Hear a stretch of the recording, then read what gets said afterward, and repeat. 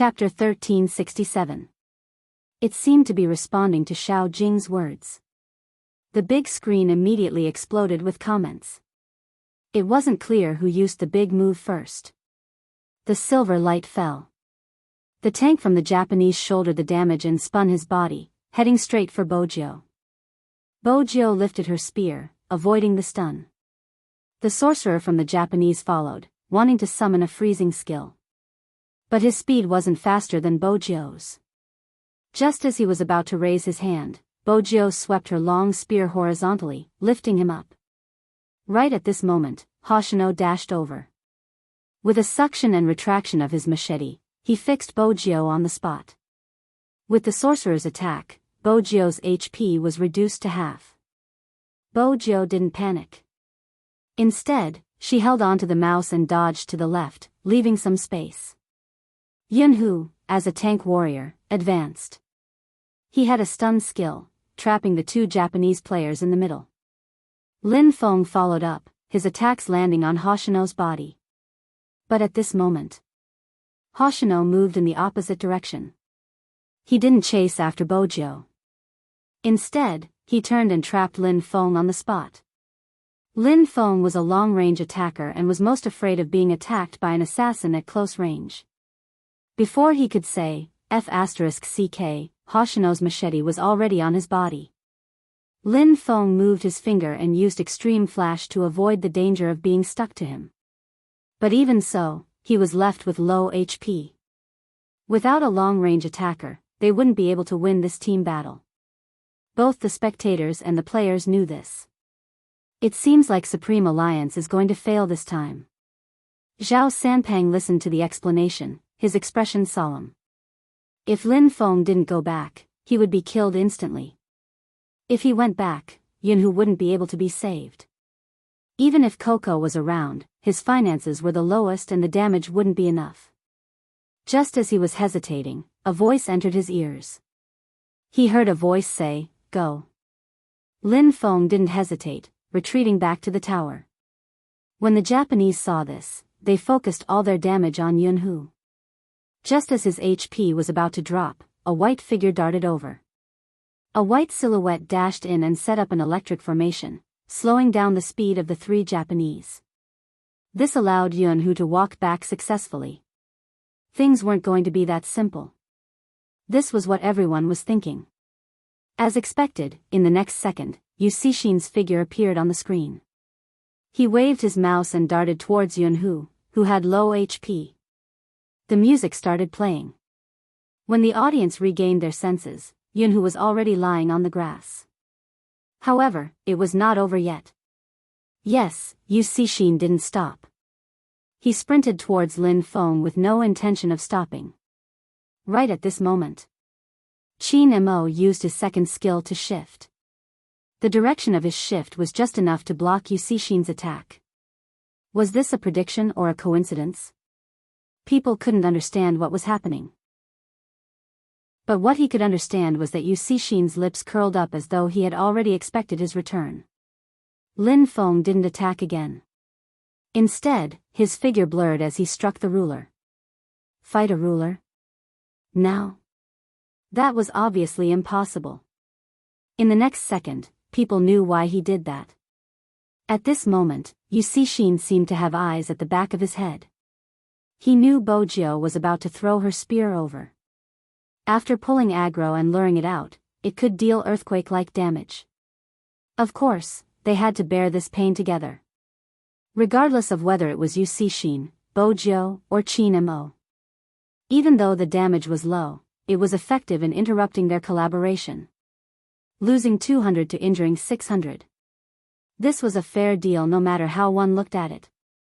The ruler's roar was mixed with the silver light. It was a shocking scene. Mei Lin's face was filled with surprise. As expected of Yu Cixin. Supreme Alliance probably hasn't realized what kind of opponent they are facing. This person is using data to play games. Yes, accurate analysis, natural prediction, and when he was playing games, his long black hair fell and there was a devilish smile that was extremely handsome. This made everyone understand one thing. The attack had just begun. That was because Hoshino was following behind him. Hoshino dashed forward at the right time. He swung his machete horizontally and the damage rushed towards Bojio. At this critical moment, Koko followed over. He used his control skill to lock onto Hoshino, but Hoshino turned right and dodged it. But he did dodge Koko's skill. But Chin Mo didn't dodge. When the figure dashed over, an electric formation was set up. His speed was reduced immediately. There were 3 swoosh swoosh swoosh swoosh swoosh. Yusishin had a bad feeling. He turned and retreated. Hoshino's gaze froze. He had expected this move, but he didn't dodge it. Fortunately, the damage wasn't enough. Hoshino used the minions and moved instantly, disappearing from Chin Mo's attack range. He didn't stop moving the mouse. He attacked the wild monster and started to recover his HP. He smiled. "I'm really a little scared." "Are you that fierce?" "Yes, we are very fierce." Bojio lifted her long spear. Just when everyone thought she would be hit by the attack, Hoshino suddenly moved. Unexpectedly, she lifted Yusishin with her long spear. The sorcerer, who had been lying in ambush in the bushes and was prepared to use his freezing skill the moment she lifted him, missed. Of course, Yusishin was almost at full HP. The damage wasn't fatal to him. But Bojio wouldn't give up so easily. Yusishin guessed it. He attacked the Beast King again and successfully shook Koko, who was behind him. Then he swept past Bojio and went close to Koko. Koko couldn't move at this moment. With his fragile skin, he lost half his HP in an instant. When he could move again, Yusishin dealt damage to the ruler, successfully enraging him and causing him to be injured. Koko dodged to the right instinctively. But the next second, he knew he was in trouble. Hoshino had swept back. He had used his flash so he could only be sucked back. Next, Yusishin marked the damage. Even though Chin Mo had already leaped back and set up an electric formation, Koko's HP was too low and he was taken away. This team battle seemed long, but in reality, it was just 10 seconds. Once again, the exciting music played in the game. Double kill. Double kill. The score suddenly became 2-4. The Japanese had a decisive lead. Bojio's hands paused. She didn't move forward. The audience looked at her movements and could understand. It was obvious that Supreme Alliance no longer had the upper hand in this team battle. If they went in to start another team battle, it would be a death sentence. Chapter 1368. This was the first true team battle since the start of the match. Supreme Alliance still lost. And that wasn't all. The eyes of the high-level players lit up when they saw this scene. Some of them touched their chins. This method seems familiar. One of Chin Mo's best moves. The shoutcaster took the microphone at the right time, his tone filled with amazement. Another shoutcaster analyzed, "I'm sure everyone remembers that he used this move back then." He roamed around the 3 of them, hitting the Beast King to recover his HP. He made use of the damage caused by the Beast King to calculate the dizziness caused by the Beast King's roar and successfully turned the tables in a 1v3 situation to kill the opponent. I always thought that only Almighty Chin could do such a move. Of course, there have been people who have used it to turn the tide of a match, but most of them were in 1v1 situations. For example, Supreme Alliance's newcomer, Shui Yaoyao, was able to do this, which is considered a high level of foresight. But if it was used in a team battle, it wouldn't just be a matter of foresight, it would require extremely precise calculations. Back then, there were people who tested it, and many people wanted to learn Chin Mo's move and use it in a team battle. Unfortunately, when you actually play the game, you will understand that it isn't that simple. Otherwise, when you attack the Beast King, you might not be able to calculate it well, and after pulling the aggro, the Beast King's attacks will all hit you. You can imagine how terrible the outcome would be. That's why until now, in so many large-scale competitions, no one has used this move in a team battle. That's right. Even Chin Mo hasn't been able to fight like this because of his wrist injury. I didn't expect to see such a scene from you Cixin today. The shoutcaster's voice was filled with uncertainty. Which means that Yu Cixin is using this method to tell Qin Mo that he can replicate his moves with 100% accuracy. If that's the case, things aren't looking good for Supreme Alliance. The shoutcaster's last sentence was clear. After all, Qin Mo's move had been countered by the opponent. How were Supreme Alliance going to fight in the following matches? This was fatal for Supreme Alliance. The audience wasn't stupid. Even though they hadn't been able to see the movements clearly due to the fast speed, they didn't understand the theory behind it. But after the shoutcaster's explanation, they understood completely. The anxiety in their eyes revealed all their emotions. It wasn't just them. Even Feng Yi, who was standing in the resting area, tightened his grip on his phone. Shui Yaoyao's face was pale. She had specially practiced this kind of move, so she knew very well what kind of strength it took to replicate it. Zhao Sanpang didn't waste any more words, his expression solemn. Chapter 1369. Mei Lin wasn't wrong about that. Supreme Alliance's sense of danger seemed to be mixed in the air, so thick that even the audience could feel it. The camera focused on Qin Mo's position. On the screen, he could clearly see that the character he was controlling had paused slightly in the wilderness. Such a pause had never happened in Qin Mo's previous matches. The fans were starting to worry. The shoutcaster sighed. The impact of amnesia isn't small. However, if they were to face a player like Yu Cixin, regardless of whether Qin Mo lost his memory, the chances of Supreme Alliance winning wouldn't be high. Supreme Alliance's wilderness has been cleared. This speed seems to be Spade Z's style. The Japanese have already started flying. What Supreme Alliance does next is the crux of this match. Honestly, this is the first time I'm commentating on such a competition. The actions of both teams are always unexpected. As a commentator, I'm just like the audience, anticipating an unexpected surprise from both teams. But Supreme Alliance is indeed in danger. Indeed, it isn't just because Qin Mo is suppressed. Coco has died 3 times. If he dies again, according to the rules of the team battle, he won't be able to compete anymore.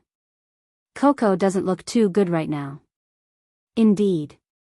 Coco's playing style was much more restrained than at the start. The Japanese had the intention to destroy the tower, the 5 of them attacking the middle lane. Another Supreme Alliance defense tower was destroyed. That wasn't all. The news of the Tyrant King's death spread. The Japanese's finances had doubled.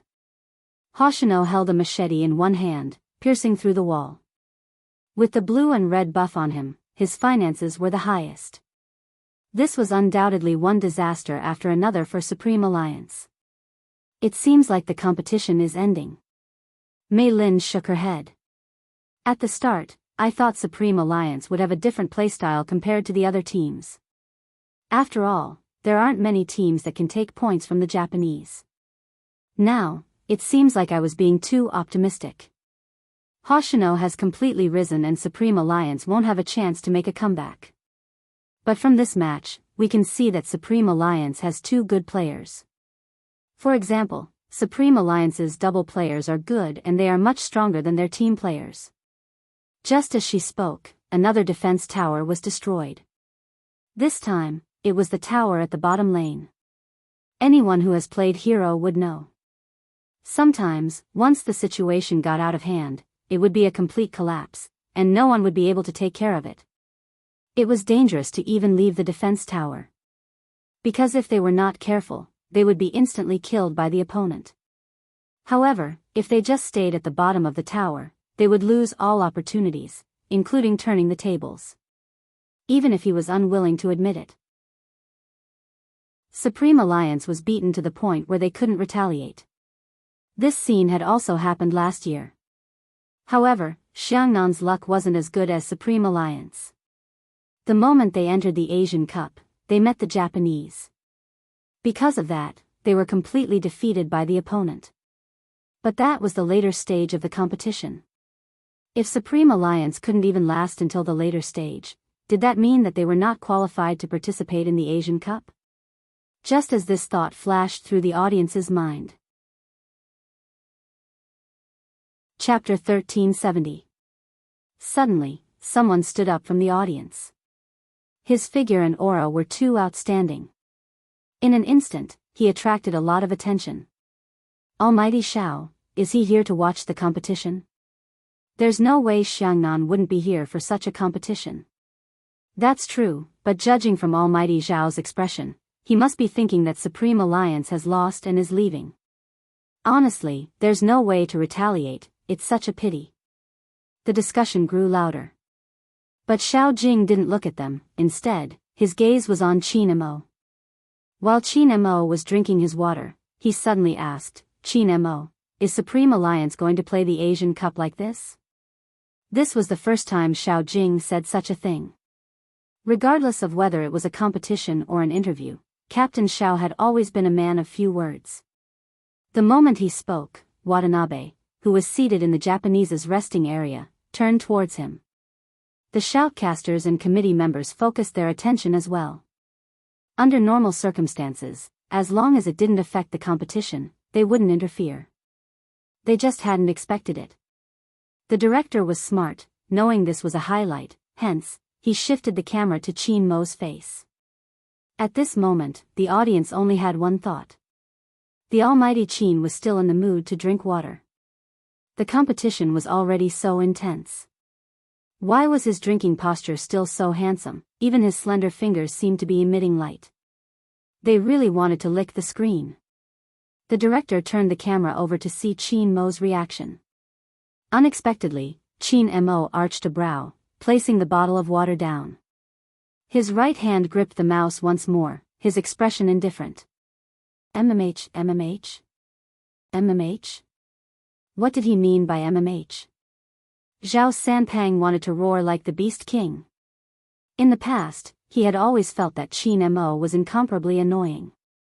How could he still be like this after losing his memory? Wait a minute. This guy, could it be? Could it be? Zhao Sanpang's eyes widened, he sat down, caressing his chin with his fingers.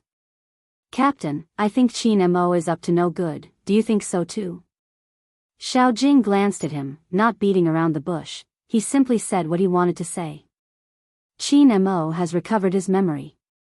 He's definitely recovered. That, yes, of his is almost on par with the sun. He was like that when he was competing with us. Zhao Sanpang said through gritted teeth. Goddess Luo cupped her face, looking like a love-struck fool. She only had eyes for Bojiu.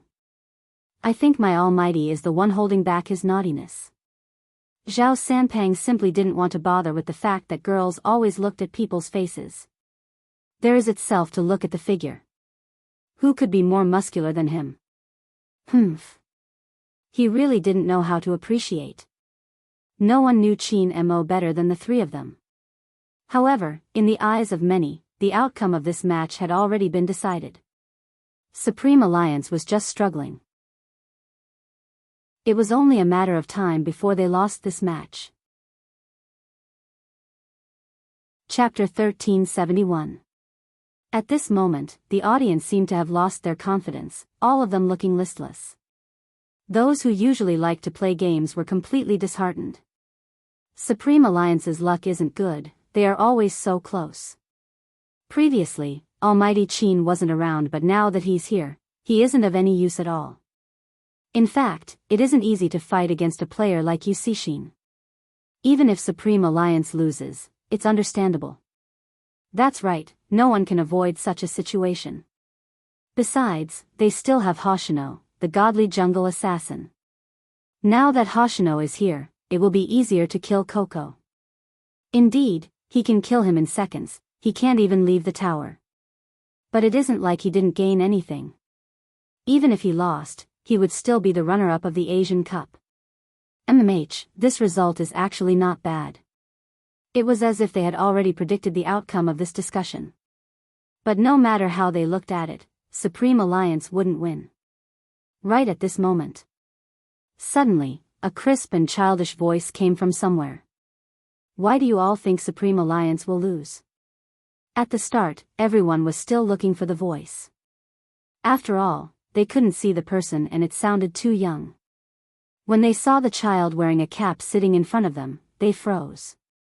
What was going on? A primary school student was here to watch the competition? It was indeed a primary school student. She looked to be around 10 years old. Her facial features hadn't matured yet. Her eyes were bright, big and round, but there wasn't any emotion on her face. It was impossible to tell if she was a boy or a girl. What was most surprising was that there was a kid sitting next to the child who looked exactly like the child. F***CK, twins? Mo Bay, I'm begging you, don't speak. If Mom and Dad find out that I brought you to such a place, they won't give me any pocket money next time. Do you know how important pocket money is at my age? I'll need it to get a wife in the future. The two kids were rather amusing. At such a young age, they were already thinking about getting a wife. Unfortunately, as the elder brother, he couldn't control the other one. Haven't you noticed something? The child in the baseball cap glanced up. She wasn't old, but she had a maturity that didn't belong to her age. Almighty Z has disappeared from the Japanese's view for too long.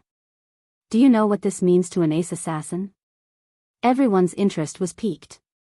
They felt that this child was indeed interesting and thought that he was teasing them. What does it mean? Master. The child's lips curved upwards. He looked rather handsome. Almighty Z's wilderness isn't for nothing. Hearing this, everyone laughed. How can you fight the Beast King at a time like this? The Japanese's economy is too high. If you go out alone, you'll definitely be killed. It's so dangerous. Before he could finish saying the word dangerous, a familiar dub came from the center of the arena. Along with the roar of a beast, it entered everyone's ears. The Master Buff has been eliminated by Spade Z.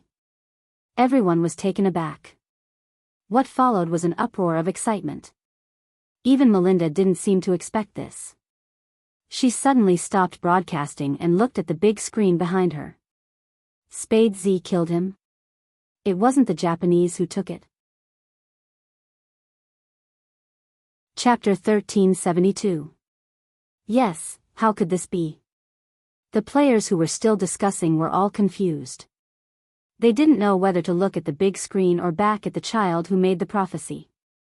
In short, their emotions were very complicated. Everyone who played this game knew that the killing of the Master Buff would allow the team to receive the help of the Flying Dragon. Whether it was to push the tower or create a team, there would be a relatively large advantage. The battle that was supposed to end like this actually had a decisive reversal. Mei Lin, who had just said that Supreme Alliance would never make a comeback, felt as though she had been slapped in the face. At this time, the foreign friends sighed with the audience and kept typing on the internet, "Cool." That enthusiasm was really hard to resist. That's amazing, I didn't expect such a reversal. What do you know, this is the strategy that the Chinese speak of, bang bang da. Because the first part was all English, the last sentence that popped out was a typo, which amused the group of foreign students. The foreign students were all smiling kindly. Brother, the Chinese is not bad, but the correct way to say it is bang da da and mua da da. As Supreme Alliance fans, they definitely couldn't embarrass themselves at this time. In fact, Mei Lin really underestimated Supreme Alliance's influence. Some of the foreign students had been paying attention to Supreme Alliance because it was different from other teams. It might be easy to like a team. But no team would tell everyone that it didn't matter if the sky turned dark, it would always light up again. And no team would go so far as to trust each other and not abandon each other. So much so that they didn't hesitate to get involved in a case of copyright infringement. From them, you would understand a principle. Drinking ice for 10 years, it was difficult to cool one's hot blood. A man would die young. The international students took their time to translate some information about Supreme Alliance for their foreign friends and posted it online. Hey, brothers, this is the real Supreme Alliance, everyone can take a look. Yes, this was the real Supreme Alliance. Just when everyone thought they were going to lose. They would always be able to reignite the fire and fight again. They would never resign themselves to fate. They were born to be human and any struggle was worth it. Even if so many people were saying that they would lose. They would fight to the last moment. Now, whether it was overseas or in China, there would always be some people criticizing the Chinese for being bad here and there. Perhaps this situation really existed. But, it wasn't completely. If you don't believe me, take a look at Supreme Alliance. The shoutcasters were excited. No wonder Qin Mo was able to do that. Qin Mo? Wasn't it time to explain Spade Z's maneuvers? Melinda didn't understand and frowned. The shoutcaster's voice rang again. He has been circling the bottom lane in order to attract the Japanese's firepower. Hoshino must have reacted and wanted to head over to the Beast King's side. Qin Mo set up an electric formation and flashed back. It wasn't a mistake, it was to buy time. When Zhao Sanpang heard this, he slapped his forehead and muttered to himself, "Sinister, too sinister." He acted as though he was about to lose and was still drinking water. In reality, he had already thought of a plan. Qin Mo is really, just when people thought it was over. Chapter 1373. KO. KO. Someone died? Another Supreme Alliance member died? Who was it? The first thing they did was to look for Supreme Alliance's position on the map.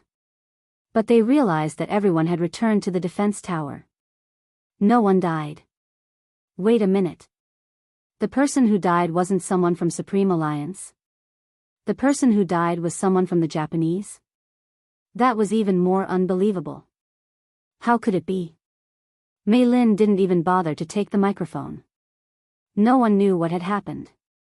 The director quickly switched to the replay mode. That was when the audience saw it clearly. The angle that Qin Mo flashed back to was right behind the sorcerer. Even if the sorcerer saw it, he wouldn't be able to react in time. After all, sorcerers were naturally slower than assassins. Moreover, he had already used the flash, so he wouldn't be able to dodge Qin Mo's big move. On the screen, the flower of the sword fell with a silver light.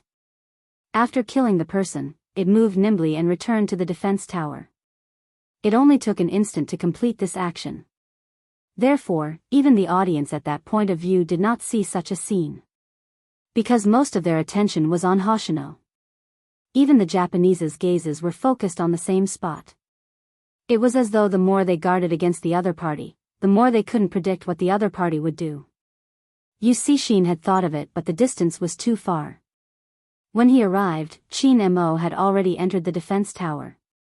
They watched the process of killing the person. The audience's eyes widened. It was as though he had charged into the crowd. At first, they thought it was a technical error. But when they heard that the Beast King had been killed by Spade Z, they realized that Qin Mo hadn't made a technical error. He had been stalling for time. But no one had told them that Qin Mo's ultimate goal was to kill. If they had to describe it, he was like a swordsman who came and went without a trace. They had thought that he would be killed instantly when he entered the crowd. Unexpectedly, not only did that not happen, he even took the head of the other party. What kind of godly operation was it to be able to do that? But it was precisely because Qin Mo's landing point was too coincidental. Some people also felt that there was an overstatement of luck in this. For example, Mei Lin. After all, she had been watching the competition. From her point of view, even though the captain of Supreme Alliance wasn't bad, he was still lacking compared to Hoshino or Yusishin. How could he kill the Japanese? Mei Lin was shocked before she picked up the microphone. Everyone saw what happened just now. I believe the Japanese won't give Supreme Alliance any more chances. After all, they have to avoid such coincidences. Coincidence? Luck? The foreigners were a little confused. However, it was indeed too much of a coincidence. Let's wait and see. However, whether it was Melinda or some of the audience who did not understand the situation, they had all overlooked one point. Qin Mo didn't just take away a head. Supreme Alliance's sorcerer died twice. With a sweep of his long sword, the Japanese sorcerer died twice. The score became 3-4. Yusishin paused for a moment and suddenly smiled. Hoshino, it seems like your method of making people jealous is working. Hoshino still looked gentle. Indeed, but I forgot something. When someone gets jealous, he seems to be harder to deal with. There was no need to specify who he was referring to. An hour had already passed since the start of the match. But in terms of the number of kills, there was only a difference of one head between the two teams. Even Coco, who was standing in the middle lane, seemed to be playing better. The Japanese tried to ambush him in the bushes twice, but they didn't manage to do so. The next match. It seemed to have entered a tug of war. The clear troops pushed the tower. Supreme Alliance had the Flying Dragon, which could make up for the lack of defense towers. It also broke the Japanese's momentum. They had no choice but to clear the troops first. After all, this was a tower-pushing game. The final victory was still based on the destruction of the city. Of course, the situation wouldn't continue like this. If a sorcerer was killed, it would be too easy to imprison the Japanese. When the Japanese killed again, it happened at the bottom lane. Lin Feng was still holding the sniper cannon and rolling to attack the tower. He was always on guard against someone sneaking up on him from behind. He didn't expect the other party to never think about stealing. The tank came over. Yusishin gave him a marking damage. Before Yunhu could protect him, Hoshino appeared. The moment Hoshino appeared, his extremely sticky crescent scimitar, once it hit the body, it would be very difficult to escape. KO. Soon, the score on the screen changed from 3-4. It became 3-5. Yusishin didn't even intend to let Yunhu go. He leaped over the tower with the tank. The sorcerer threw a freezing skill over and Hoshino's damage. Double kill. 3-6. Supreme Alliance was less than half of the enemy's number. They were behind again. It seemed as though killing the Beast King would only break the Japanese's momentum temporarily. But both Hoshino and Yusishin were monster-level players. Once they broke the rhythm of one wave, they would bring another wave out. It was easy to collapse against such people during a match. Most importantly, Yunhu had already died twice. On Supreme Alliance's side, everyone except for Bojio and Qin Mo was left with one life. That was the most dangerous part. Lin Shintao couldn't take it anymore. He clenched his fists tightly.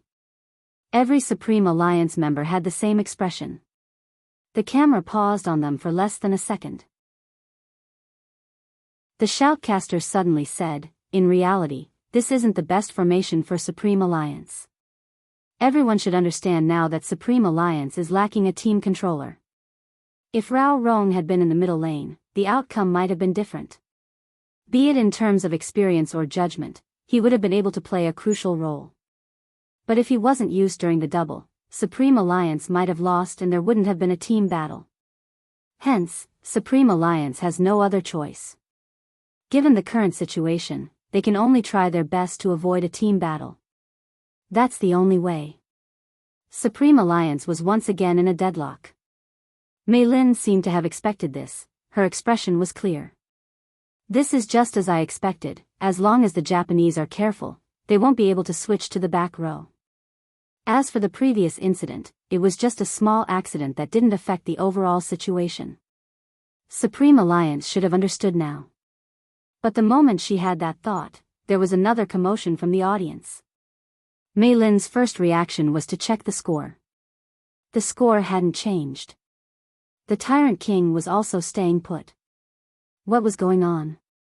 Mei Lin wasn't the only one with this question. The foreigners who couldn't obtain first-hand information felt the same way.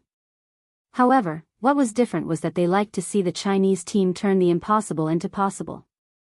Wait a minute, Qin Mo sent out an attack signal. Is he really going to fight now? This isn't the right time for a team battle. I understand Almighty Qin. If he doesn't stop the Japanese now, they won't be able to turn the tables. Am I the only one concerned about why Almighty Qin and Big Spade didn't appear in the bottom lane? No, Almighty Hoshino is concerned too. You saw the screen just now. He zoomed in on the small map, looking for Big Spade and Almighty Chin. That was after they crossed the tower. I mean, what were Almighty Chin and Big Spade doing before that? No one was able to answer. Because their attention was on the bottom lane. The sense of déjà vu came again. This was a huge move when they weren't paying attention. It was like a high-level magician performing a magic trick. The closer you were, the more you would miss something. When you came back to your senses, a miracle had already happened. Just like now. Who could tell them? Why was there only half a crystal tower left on the top lane? The bottom lane was basically cleared. That wasn't all. Supreme Alliance's super soldiers were attacking the tower. F***CK. Chin Mo and Little Spade are really good at this. Zhao Sanpang started again. Sinister, really sinister, they even know this is a tower attack game. Two of the Japanese had returned to the city because they couldn't lose the last defense tower. If that was the case, it would be really dangerous. Fortunately, they arrived in time. But it was at this moment. Chin Mo sent out an attack signal. The troops are gone, are they going to attack? No, that doesn't seem to be the case. Indeed, that wasn't the case. Because of where he was hiding. In the bushes beside the Beast King. It was too far from the Japanese's defense tower. Is he trying to scheme? The shoutcaster guessed the truth. But at the same time, Shin and Hoshino could roughly guess it, so they didn't go over directly. Instead, they gathered their teammates and the four of them went over together. The other one stayed at the bottom of the tower to clear the troops, to prevent Spade Z from attacking the tower at this moment. The four of them came from four directions, but they didn't rush over directly. Instead, they formed a circle, exuding a faint sense of nervousness as though a battle was about to begin. And Chin Mo was hiding in the middle of the four of them. According to the map, they were already surrounded by the Japanese. No matter how good his skills were, it would be hard for him to escape under such circumstances. The fans were worried. As the tanks came down from the top lane, they got closer and closer.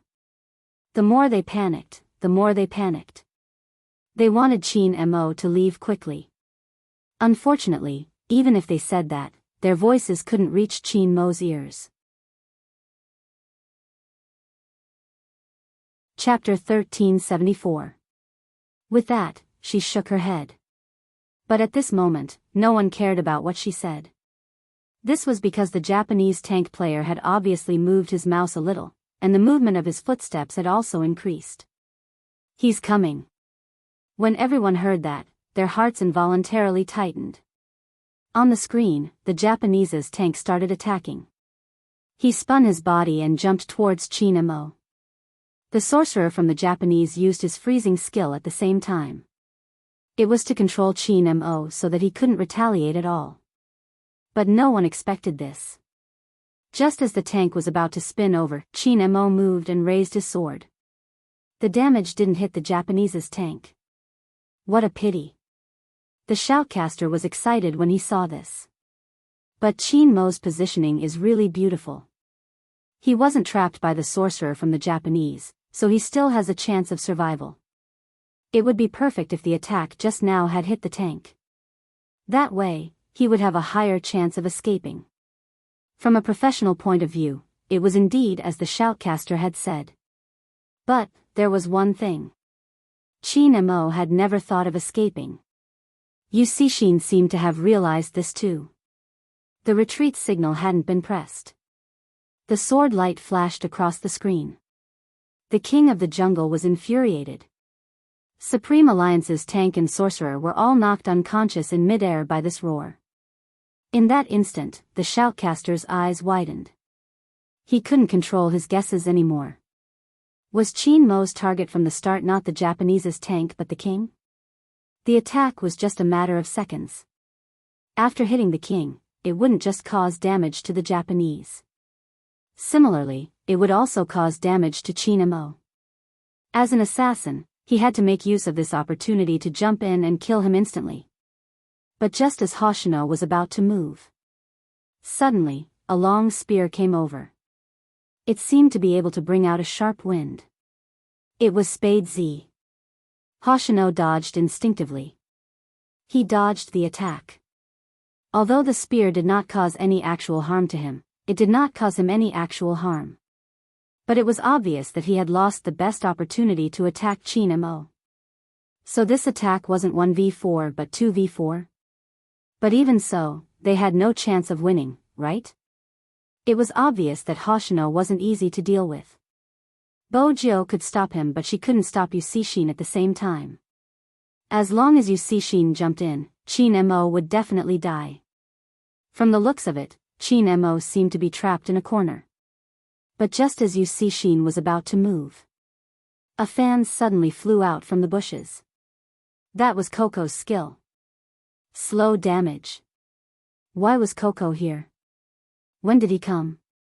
Also, that skill was too accurate. I've always wanted to say, aren't you guys underestimating Supreme Alliance? Coco waved his mouse. The moment he released his skill, it obviously delayed Yusishin's movements. In other words, in less than a second. When Yusishin returned to the battlefield, the Japanese's tank suddenly realized that Chin Mo had disappeared. The first skill was wall jump. In this way, all of the damage dealt by the Japanese landed on the ruler. After the aggro was full, the monster ruler raised his claws again and slammed down heavily, accompanied by a roar. Other than Chin Mo, who had moved away, everyone's HP was reduced. The Japanese archer guarding the top lane saw this and wanted to come over to support after clearing the troops. But at this moment, Chin Mo, who was standing in the bushes, rushed over. He wasn't heading towards the ruler. Instead, it was the long-range archer from the Japanese who rushed over to support. When the long sword swept past, it was not that the Japanese archer did not execute a perfect movement. The damage was off the charts, directly reducing half of Chin Mo's HP. But when he saw the electric formation and wanted to flash away, it was too late. Because before he could press the mouse, the sound of a sword rang in his ears. 3 swoosh swoosh swoosh swoosh. His HP was reduced to a critical level. The silver light fell, not giving him any chance at all. Chin Mo swept his long sword and took the last drop of his HP, KO. The Japanese's tank rushed over to support. After all, they guessed that Chin Mo should be out of HP. But this guess was wrong. Because before the Japanese's tank could make a move, Chin Mo disappeared in front of him again. A teleportation skill. Don't always think of using this move to win us. The Japanese's sorcerer raised his hand and used a freezing skill, throwing it into the bushes where Chin Mo had flashed back. Everyone watched as Chin Mo was about to be attacked. They saw Chin Mo's hand holding the mouse suddenly move in a snake shape. The speed was so fast that everyone was stunned and sighed in disbelief. He could even dodge like this. That was amazing. Some old fans watched this scene and asked the people beside them, "Don't you feel that this Almighty Chin looks strangely familiar?" Almighty Chin is Almighty Chin, what's there to be familiar about? What I mean is, I haven't seen him play like this in a long time. Ever since he started as a team control, he has always been very stable. Of course, I don't mean that he isn't stable today, but... Sigh, let me think about how to describe it. Oh right. 3 years ago. When he first debuted, he played like this. It was as though he was fearless against anyone. No matter how many people there were. As long as the sword in his hand was still there, he could create an unimaginable miracle. It seemed to be responding to this thought. Everyone could clearly see it on the screen. Chin Mo turned and swept towards the Japanese's sorcerer like a gust of wind. The Japanese's tank wouldn't be able to provide support in time. The Japanese's sorcerer gritted his teeth, throwing out skills as he retreated. Hoshino wanted to go over but Bojo stopped him. Fortunately, Chin Mo didn't have a big move. That was the only thought in the Japanese's sorcerer's mind. But in the next second, he realized he was wrong. He couldn't retreat because Qin Mo had hit the Beast King through the wall again. The moment he was sent flying, the Japanese's sorcerer heard the sound of the sword. Hurting the Beast King wasn't just to send him flying. There was another reason. That was the big move. Qin Mo was refreshing his big move. No, that wasn't right. He's also sucking blood. The shoutcasters widened their eyes. They had never seen such an operation before. Qin Mo casually swung his sword 3 times, but before the silver light behind him dissipated, he was already close to the sorcerer again. Such precise timing. The Japanese's sorcerer had fallen from mid-air and hadn't had the time to press his skill. The sword light was like silver, all hitting his body. The sound of the critical hit sounded again. Double kill. Double kill. Double kill? Under such circumstances, he could still kill twice? From the interview video, the foreigners could clearly see the Chinese reporter, Mei Lin. At this moment, her hand that was holding the microphone froze. Even the corners of her mouth were stiff. The words that were on the tip of his tongue could no longer be uttered. Indeed, she couldn't say it. After all the drafts she had prepared were about how to praise the Japanese. Qin Mo's outstanding performance was already beyond her imagination. Besides, it wasn't as simple as a double kill. Including this time, the enemy's sorcerer had already died 3 times. This meant one thing. The Japanese would be missing one person. But if the Japanese were such a sitting duck team, they wouldn't be called the Japanese. Very quickly, Yusishin returned the favor. With a wave of his mouse, he took Coco's head. This way, the situation was balanced again. The Japanese's sorcerer couldn't fight again. Similarly, Coco couldn't fight again. The 5v5 became 4v4. But it was undeniable that in terms of the number of kills, the Japanese were still in the lead. Mei Lin looked at the 5-7 head count and laughed. It seems like Supreme Alliance performed exceptionally this time. But from the score, we can also see that Supreme Alliance is still lacking if they want to win. However, the moment she finished her sentence, all of a sudden, another sound effect came from behind him. No one had expected this sound effect. But it was like a whirlwind that stirred up the entire crowd. Quadruple kill. Triple kill. Triple kill. Some fans even stood up in excitement. After all, how could anyone achieve a triple kill in such a situation? But this scene really happened. Even the director didn't expect it. He quickly cut to the replay angle. That was when everyone saw Yusishin choosing to attack Coco. Qin Mo used a displacement skill and jumped back to the Beast King's side. After 2 clangs, he flew towards the Japanese's tank who had less than half of his HP left. The tank reacted quickly, wanting to use the rotation of his body to lock Qin Mo in place. But he forgot that there was still the Beast King's buff. After the damage appeared, all of it landed on the Beast King. Qin Mo used this moment to sweep his long sword. Numerous rays of silver light landed behind him. The Japanese's tank operator and even his right hand seemed to be shaken. This person was really too fast. No, it wasn't just fast. His prediction and calculation. It was so accurate that it made people's hearts tremble. Logically speaking, his attacks should have landed on him instead. How did it shift to the Beast King? He wasn't the only one who thought so. Even the shoutcaster was confused.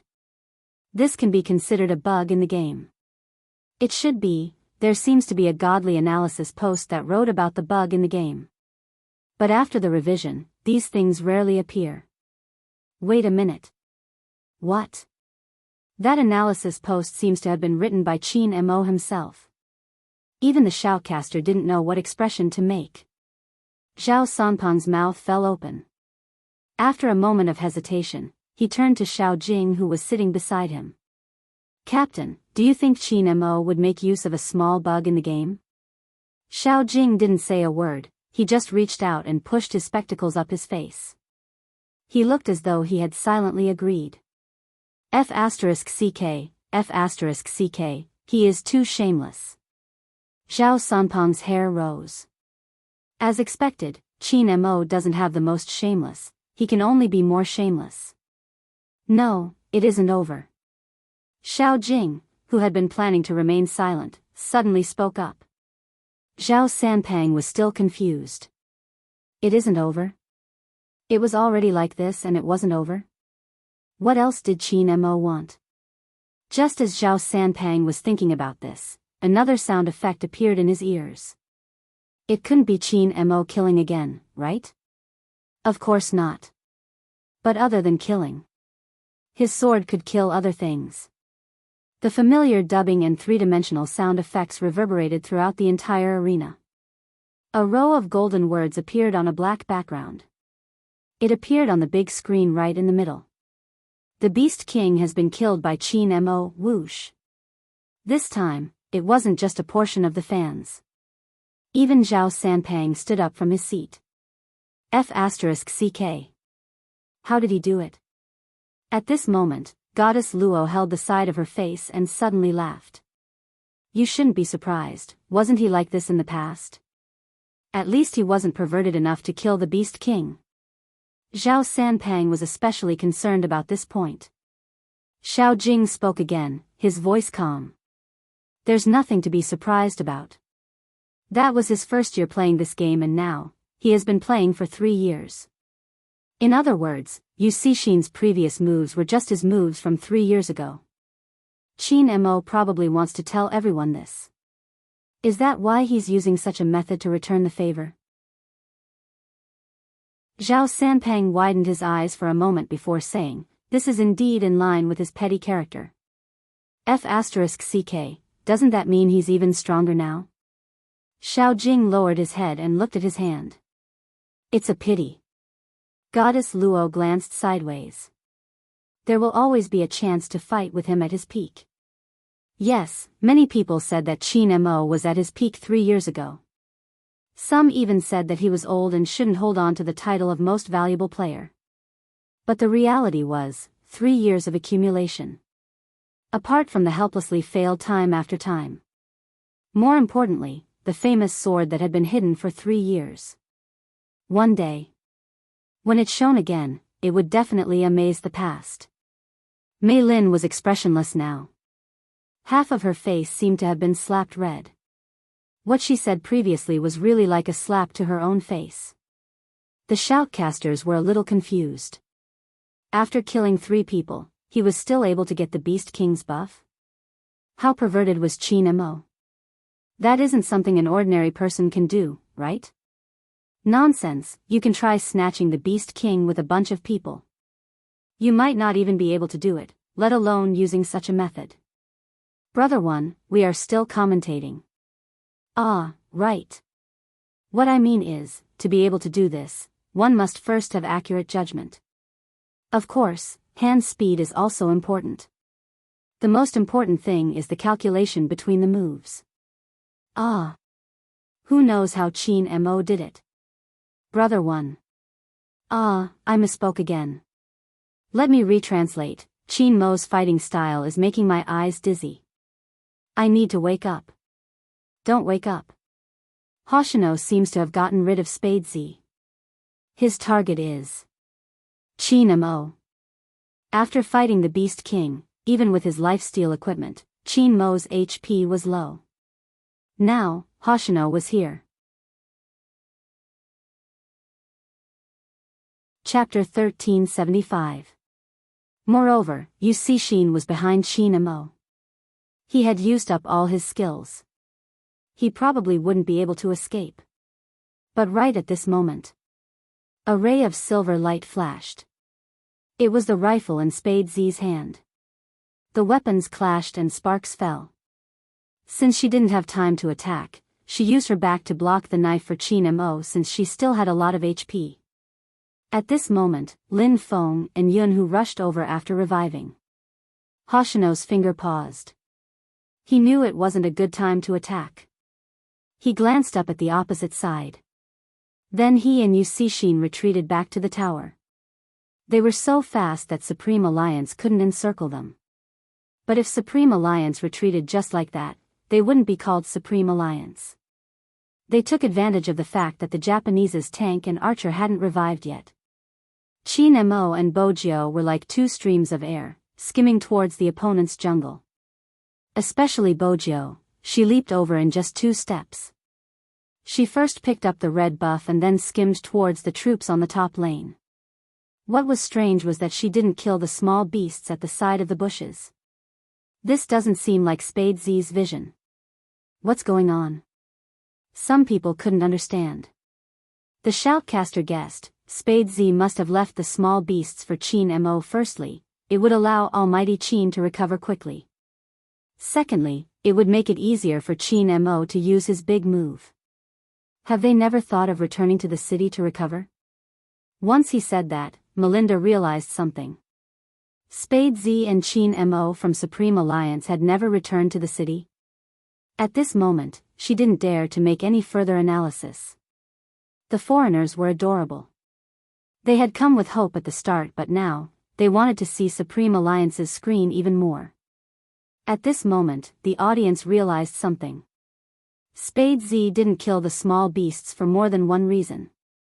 She wanted to take down the entire troop on the top lane. Shin and Hoshino had realized this a long time ago. They had rushed to the top lane as fast as they could. But with the Beast Lord's buff and the help of the Flying Dragon, Supreme Alliance's tower attack speed was really fast.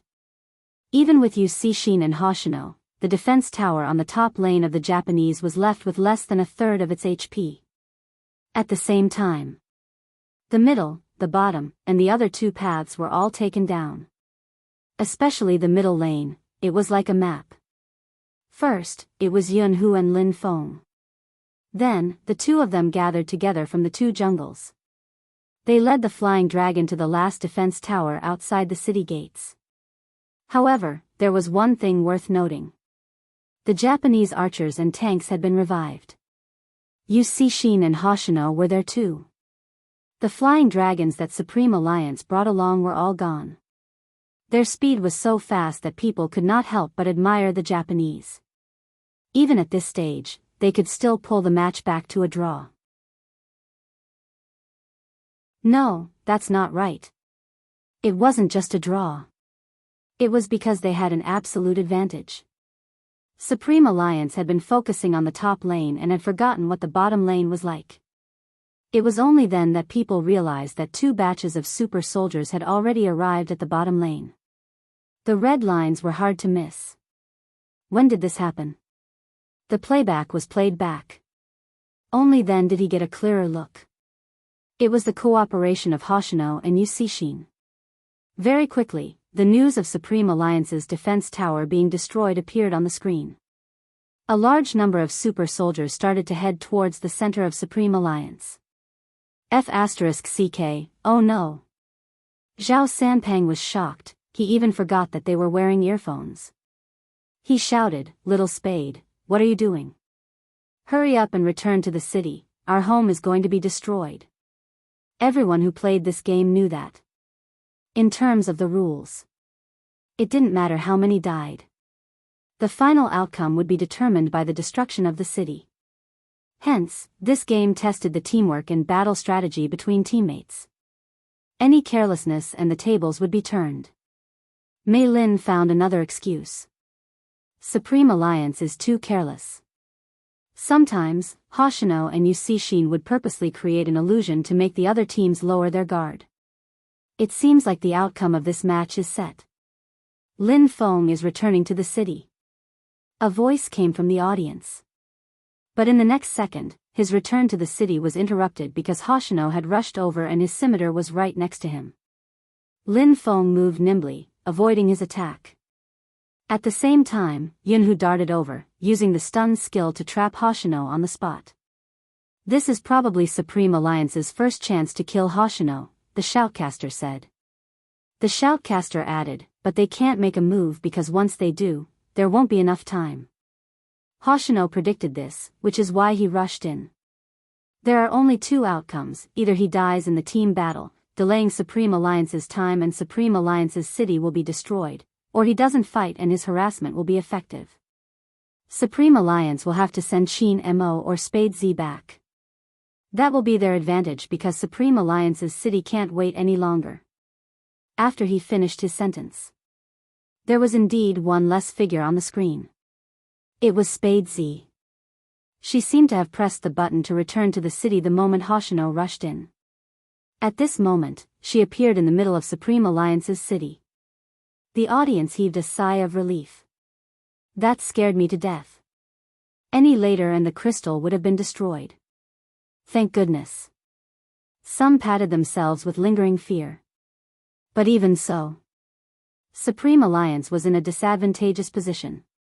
Because once Bojio left, the situation became 3 against 4. It was at this moment the Japanese's tank turned and started a team battle. Hoshino, who was about to retreat, suddenly changed his route and once again headed towards Lin Feng's position. As a member of the audience, Zhao Sanpang's expression changed. It wasn't just Zhao Sanpang, even the usually expressionless Xiao Jing frowned at this moment. The shoutcaster pointed out the pros and cons. This is bad, Supreme Alliance might be wiped out this time. Before he could finish his sentence, Yu Cixin's figure was like an enlightened sword, marking the damage. No matter how accurate Lin Feng's positioning was, he wouldn't be able to escape. But just like what Coco had said, they had underestimated Supreme Alliance. Just before Lin Feng died, he released the last attack, reducing the archer who was walking over to a sliver of HP. This allowed Qin Mo to set up an electric formation when he neared. It didn't just slow down everyone's movements, it also took a person's head. 1 for 1. It had to be said that Lin Feng's positioning was beautiful. He circled the Japanese's archer. That person only realized that he had underestimated his enemy after he died. But this didn't stop the Japanese's attack. And there was one thing. The Japanese's archer had a chance to revive after he died. But Lin Feng was gone. Everyone was well aware of this. But compared to this, what they were more afraid of was the possibility of their team being wiped out. Because everyone knew that compared to the Japanese's archer, Yu Cixin and Hoshino were more difficult to deal with. Qin Mo wasn't easy to catch. They landed all the damage on Yunhu. Yunhu didn't escape because he knew that the more he tried to escape, the more likely it was that he wouldn't be able to get anything. Since he couldn't escape, he would drag someone along. With that thought, he jumped with a big move. Out of everyone's expectations, he landed a wave of damage on the opponent's tank. Then he leaned forward and hooked Yu Cixin and Hoshino to his side. He had a stun effect around him. That was also in that instant. Qin Mo used a skill to teleport back to the center of the battlefield, his long sword aimed at the tank who had less than a third of HP, KO. 2 Ks and Os sounded at the same time. Both Yunhu and the opponent's tank wouldn't be able to continue the competition. Which meant that in the entire arena, there were only 5 people left. The Japanese had Yu Cixin, Hoshino, and the archer who was about to revive. Supreme Alliance only had Bojio and Qin Mo. Most importantly, after Qin Mo killed the Japanese's tank, Hoshino's machete had shaved off half of his HP. Moreover, Yu Cixin's skill had a marking effect. He couldn't avoid the opponent's big move even when he went into the bushes. This time, Qin Mo won't be able to make it. Spade Z was still too far away. The minions had just been cleared. At this time, even if he jumped over the wall, he wouldn't be able to rush back. And Qin Mo, who had less than a third of his HP, had to face Yu Cixin and Hoshino. Shui Yaoyao didn't dare to watch for a moment. Her fingers trembled as she closed her eyes. Just as everyone thought that the competition was about to end, Qin Mo's figure suddenly disappeared in front of their eyes. That was a skill teleportation. It was as though ashes were suddenly ignited. Everyone sat up straight, watching the scene in excitement. Even the shoutcaster couldn't help but exclaim, "Beautiful." But Yu Cixin couldn't let Qin Mo escape just like that. He changed his direction and flew towards him. But Qin Mo wasn't prepared to fight with him. His slender figure skimmed towards the bottom lane. Hoshino seemed to have predicted this. He was one step ahead of Qin Mo and waited there. He was about to strike with his machete. Suddenly, another figure appeared in front of him. The long spear rose up and he was lifted into the air. It was Spade Z. No one had ever heard such intense tapping sounds from the keyboard. The two of them had the same hand speed and seemed to be on par. The machete met the long spear. Countless silver sparks were ignited.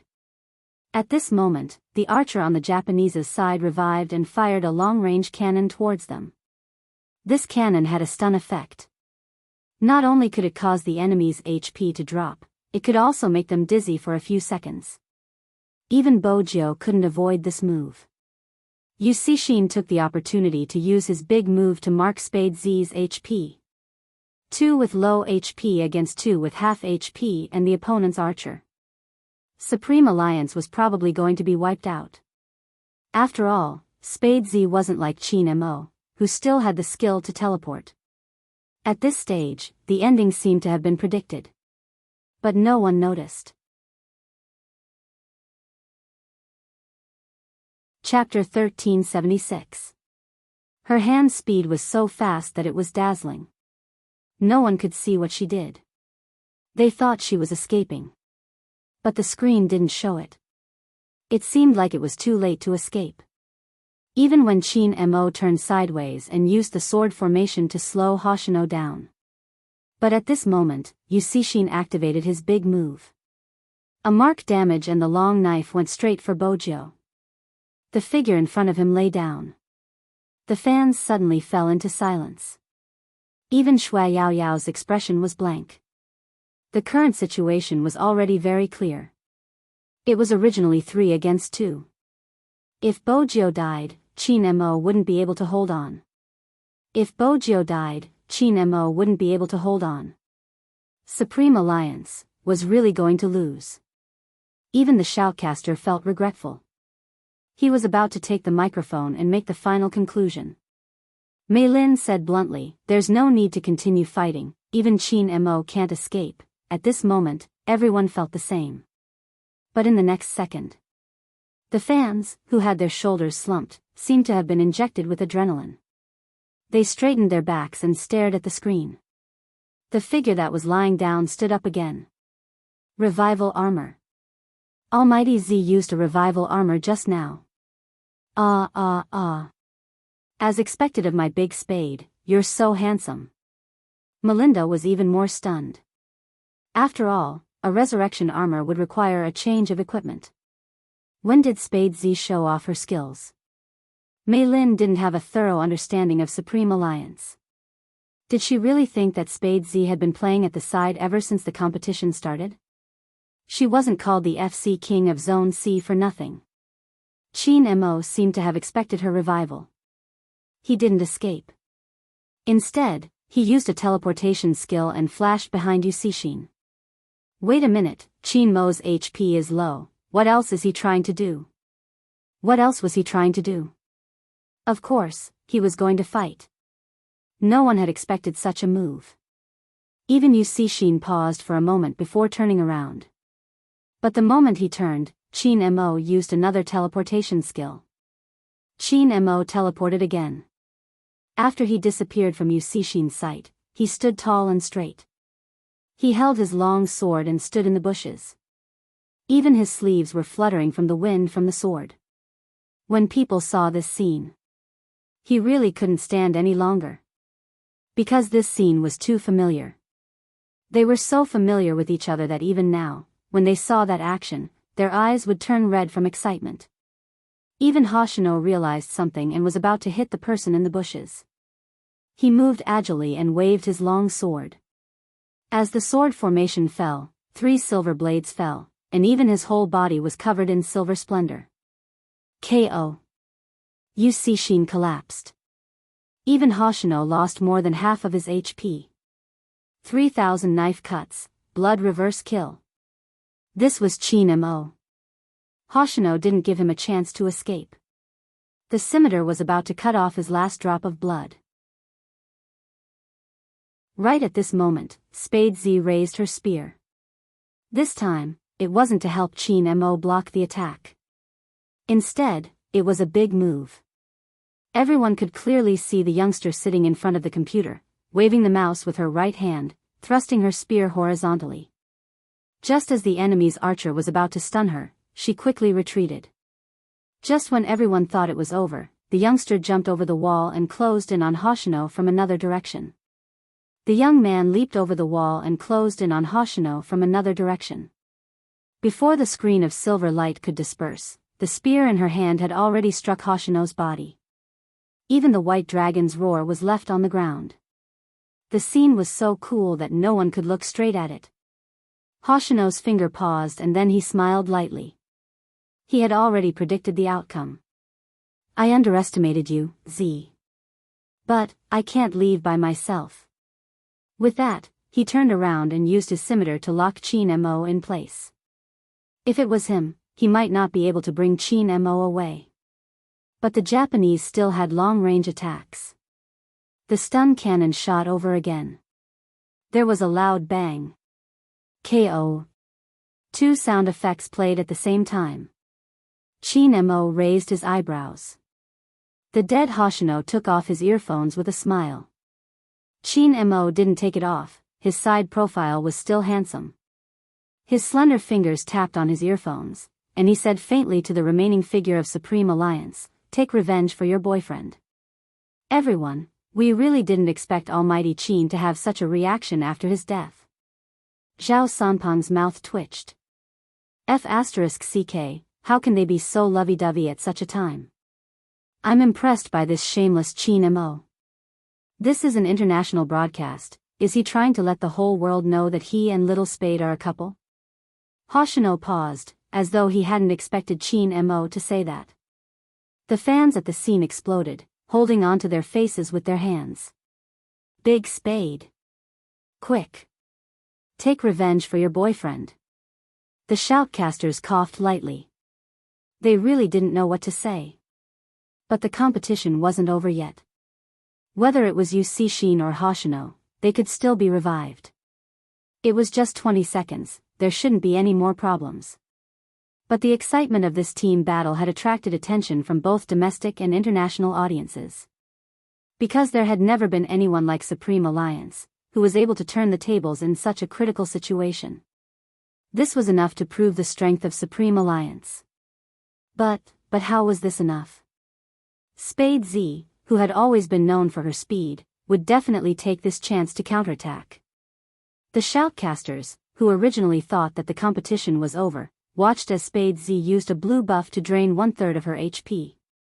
Then, she leaped over the wall and hid in the bushes.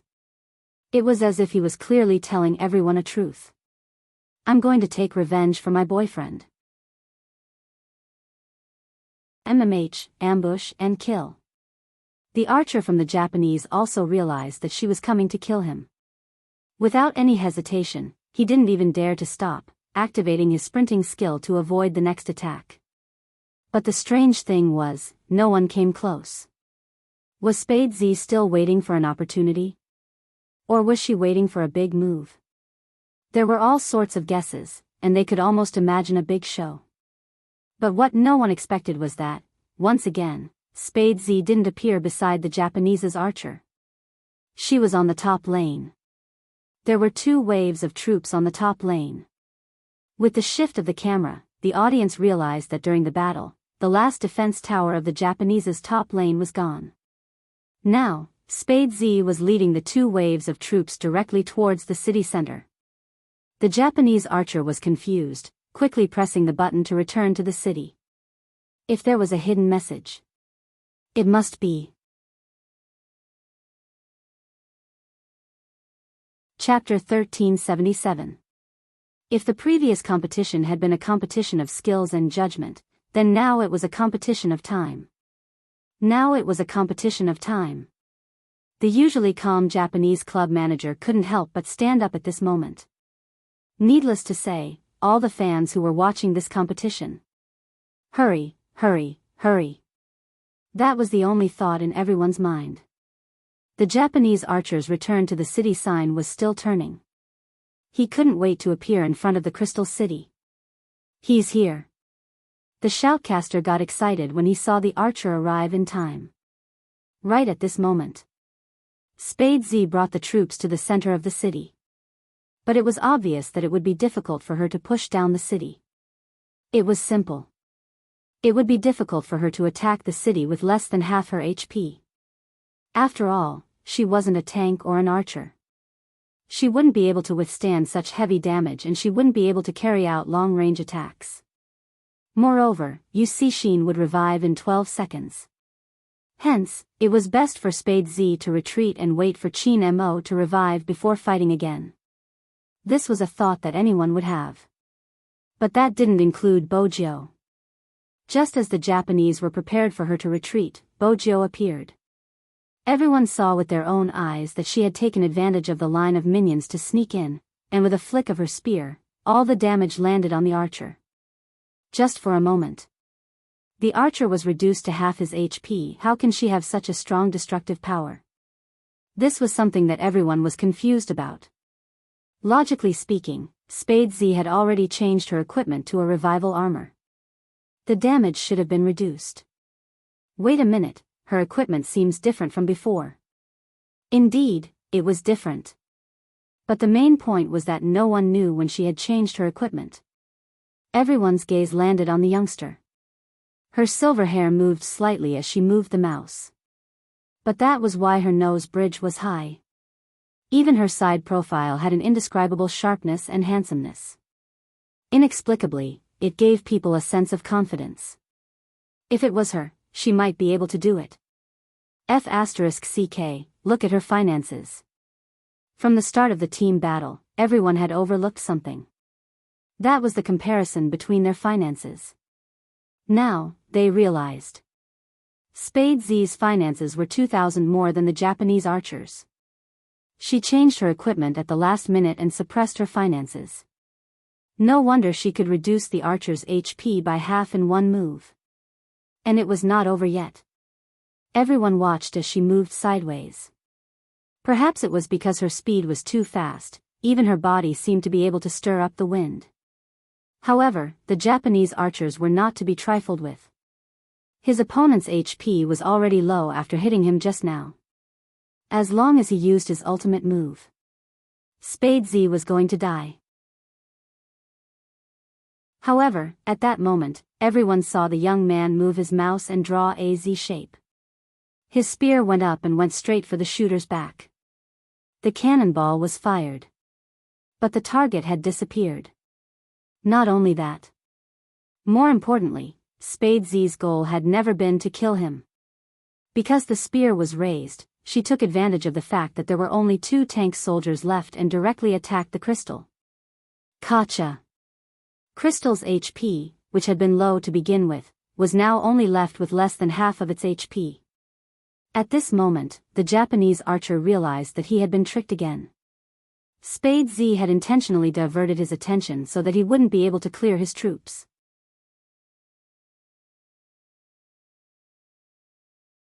Chapter 1378. He wanted to clear the line of soldiers. However, to everyone's surprise, Spade Z didn't give him the chance. She lifted her spear again. The dragon roared and only 2 words rang through the screen. KO. It was a different weapon, but she used the same tactic. Counterattack with low HP, 3,000 silver lights fell. Bojo didn't stop holding the mouse. 3 seconds. 2 seconds. 1 second. Just as everyone was wondering why she jumped in front of the Japanese spring, Sheen was revived. He dashed out. However, at this moment, Bojo used her spear to block. What is Spade Z doing? She will definitely die. Indeed. Sheen only used a big move to mark her. He would be able to kill Spade Z instantly. However, the moment his blade landed, a loud collapsing sound could be heard on the screen. Following the shattering of the crystal, each piece was like a piece of glass with a silver brilliance. Faintly, the chanting of the white dragon could be heard. Everything was still. including the movements of the hero that Yusishin was controlling. In the game, Bojio was still stepping on the silvery white dragon's shadow that fell from her spear. Just like a youngster, isolated. Swoosh.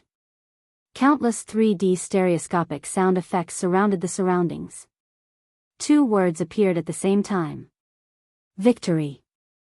In that second, the entire arena was silent. Their breaths seemed to be rushing through their chests. Their minds were still filled with the suppression of the line. They could even hear the sharpness that burst forth from the youngster's body, bringing with it a sharp light that swept through the army. Along the way, everyone's sadness and laughter stopped at this moment. Until Bojio reached out to remove her earphones. Her lips were slightly curved. Deafening cheers rang through every corner of the bird's nest. WE1? Feng Shang was still in disbelief. Lin Feng was the first to stand up. He ran towards Bojio, who was still sitting on the chair. This time, even though he knew that his captain was beside him, he couldn't control his hands. Even Coco and the others lifted Bojio up into the air. Bright laughter came, accompanied by unforgettable emotions. Everyone's reactions were the most realistic. In addition to the applause, the fans covered their mouths and their eyes reddened from being moved. Only those who had traveled together with him would understand. It wasn't easy. It would be great if they could win. A fan whispered, "Sister Turtle, I want to cry." "Idiot, why are you crying? You should be smiling now." However, when she said this, the voice of the businesswoman was hoarse. "Can you understand? One day, we let the tears break the dam." It wasn't because she was sad. It was because he was touched. Because at this moment, everyone standing in front of the screen was witnessing their glory. Many people still remembered it. Chapter 1379. As the victorious team. The 3D screen would continuously replay the team's name, including every exciting scene during the competition. The first time they showed their brilliance in the city competition, the continuous counterattacks against the top 8 teams in the province, and the national qualifier where a slender figure stood in the arena in a daze after losing, his head lowered. The revival match that shocked the industry, the national qualifier where they didn't give up, the only place they could sleep was in the internet cafe when they were insulted so badly that they didn't feel safe. Or the way they stood in front of the camera, never shifting their gaze away. And now, the performance of the Asian Cup. The familiar IDs of Supreme Alliance flashed past their eyes again and again. Along the way, everyone's sadness and laughter were imprinted in everyone's hearts as they moved the mouse. At the end of the scene was a calm voice that made countless fans scream. "I am the captain of Supreme Alliance, Qin Mo Whoosh." Countless people stood up. The MVP of the match was still Qin Mo. When Bojio saw the announcement, she felt that she had finally fulfilled her wish. That person wasn't pulled down, he was still standing in his position, and this time, she was beside him. Qin Mo noticed her gaze and tilted his head, chuckling lightly. "Do you like to watch that much? MMH?" MMH, Bojio's mood was bubbling with happiness, but she wasn't sure what the Almighty was referring to. Qin Mo's voice was still calm. "Hurry over." Bojio didn't intend to stay far away from him, it was better for her boyfriend to stand as close as possible. Qin Mo saw through her thoughts, the corners of his lips lifted, making her feel a hint of sweetness. His smile was successfully captured by the camera. Hence, the entire country. Oh no, the entire world was caught off guard and fed a mouthful of dog food. What else could Zhao Sanpang say? He was so handsome and considerate, but he didn't have a girlfriend. How could Qin Mo, a stinky man who didn't understand a girl's heart, smile like that? Humph, he would never admit that he was jealous. They followed the procedure. The two teams wanted to greet each other. Then, Supreme Alliance went up to receive the award. The two teams stood in the same position. The captain faced the captain, and the vice-captain faced the vice-captain. It had to be said that the Japanese were probably the team that lost the most gracefully, because there wasn't even a trace of embarrassment on their faces. On the other hand, the club's manager was on the verge of breaking down. He did not pay any attention to the interview. Until now, he still did not believe that their team would lose. Not to mention Mei Lin, who was already dumbfounded. She had come specifically for the Japanese and had previously stepped on Supreme Alliance. How was she going to salvage the situation now? Shin brought his team members over and stretched out his hand. His face was handsome and devilish. Even his voice didn't change. "We'll fight again next year." Chin Mo replied faintly. The relationship between the two of them could not be considered friendly. Even though they were all very polite. Hoshino's side was different. He didn't shake hands. Instead, he leaned forward and did something that no one expected.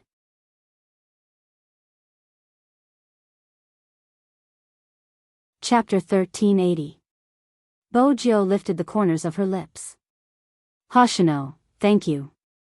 Such words could only be understood by companions who had the most tacit understanding with each other. Hoshino smiled, his words filled with a hint of blackness.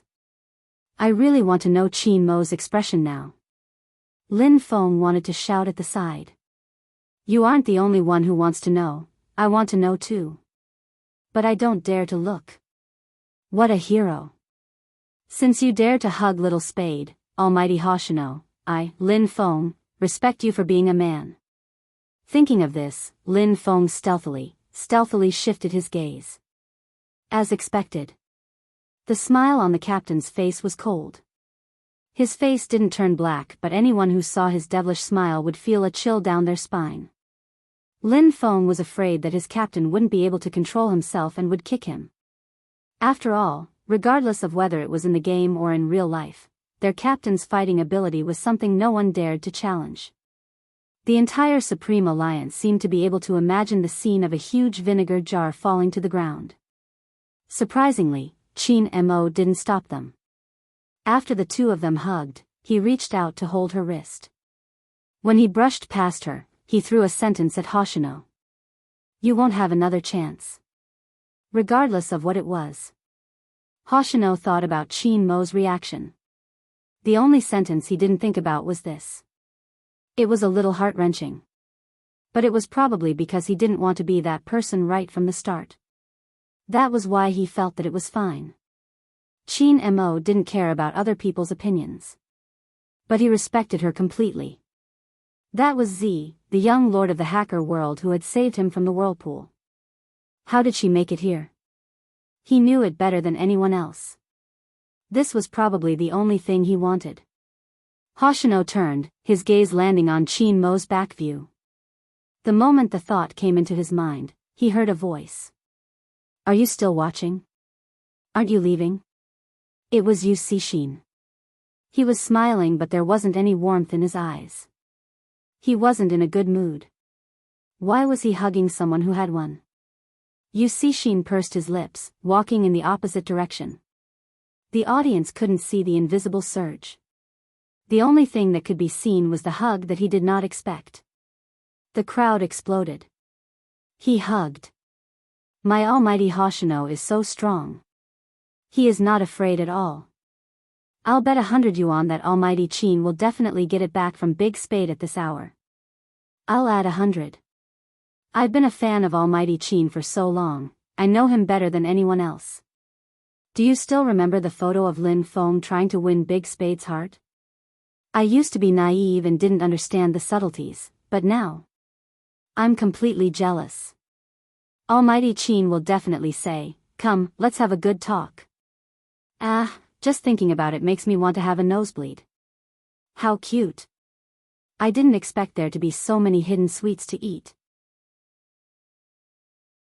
Watching the interaction between the two, the CP fans' hearts were about to explode. The competition was good, and after the competition, it would be even better. The ticket was worth it. Coincidentally, Chin Mo turned to the left and said something to the youngster. Both of them were dressed in Supreme Alliance's uniform, their figures tall and handsome. This scene revealed a sweetness that she had never experienced before. Many fans couldn't help but take out their phones to take photos. They looked at it every day and felt sweet in their hearts.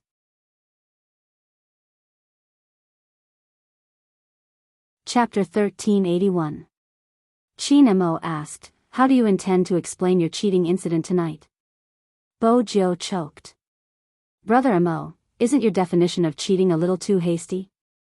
You're not allowed to have any opinions." Qin Mo tugged her, domineering and childish. As expected, he was jealous. Bo Jiu couldn't help but laugh. When Qin Mo saw this, he held her hand and squeezed it, signaling her to behave. The interaction was too subtle. But it didn't pass the fans' eyes. But before they could see enough. On the other side, the Asian organizing committee walked out. According to international practice, the winning team would stand on the highest podium. But in reality, it wasn't important.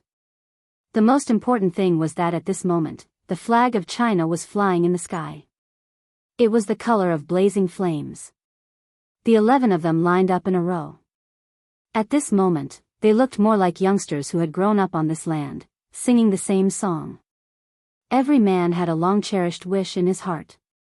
They could either be a soldier and protect their country, or he could appear on the international stage and let everyone in the world see the national flag that was raised in their eyes.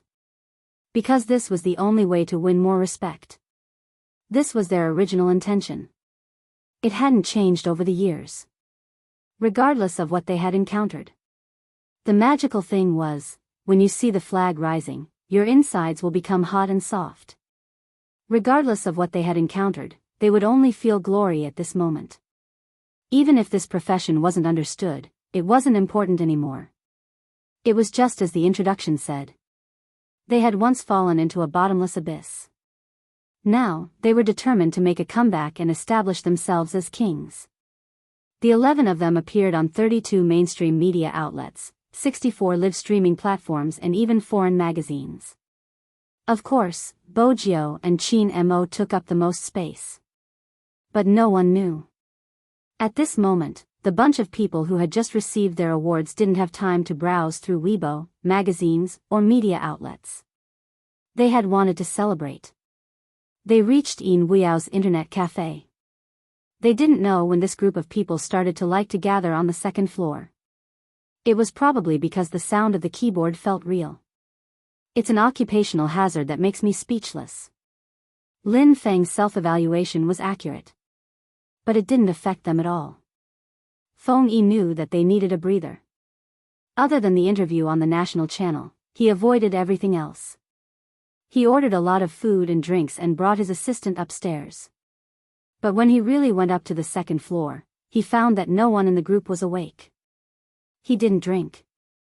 He just sat there and fell asleep. Everyone was very intimate. Coco and Feng Shang's heads were touching, and their bunnies were hanging on the ground. Perhaps it would be difficult for outsiders to understand. But as Feng Yi's assistant, he wasn't surprised at all when he saw this scene. Because she knew. This group of people was too tired. Any industry related to the internet was different from other ordinary industries. The pressure was great. Another public figure. He had to pay attention to his every word and action. Even if it was ordinary words, they would be misinterpreted by others into another meaning. Some people thought that they liked her, but it had already made them breathless.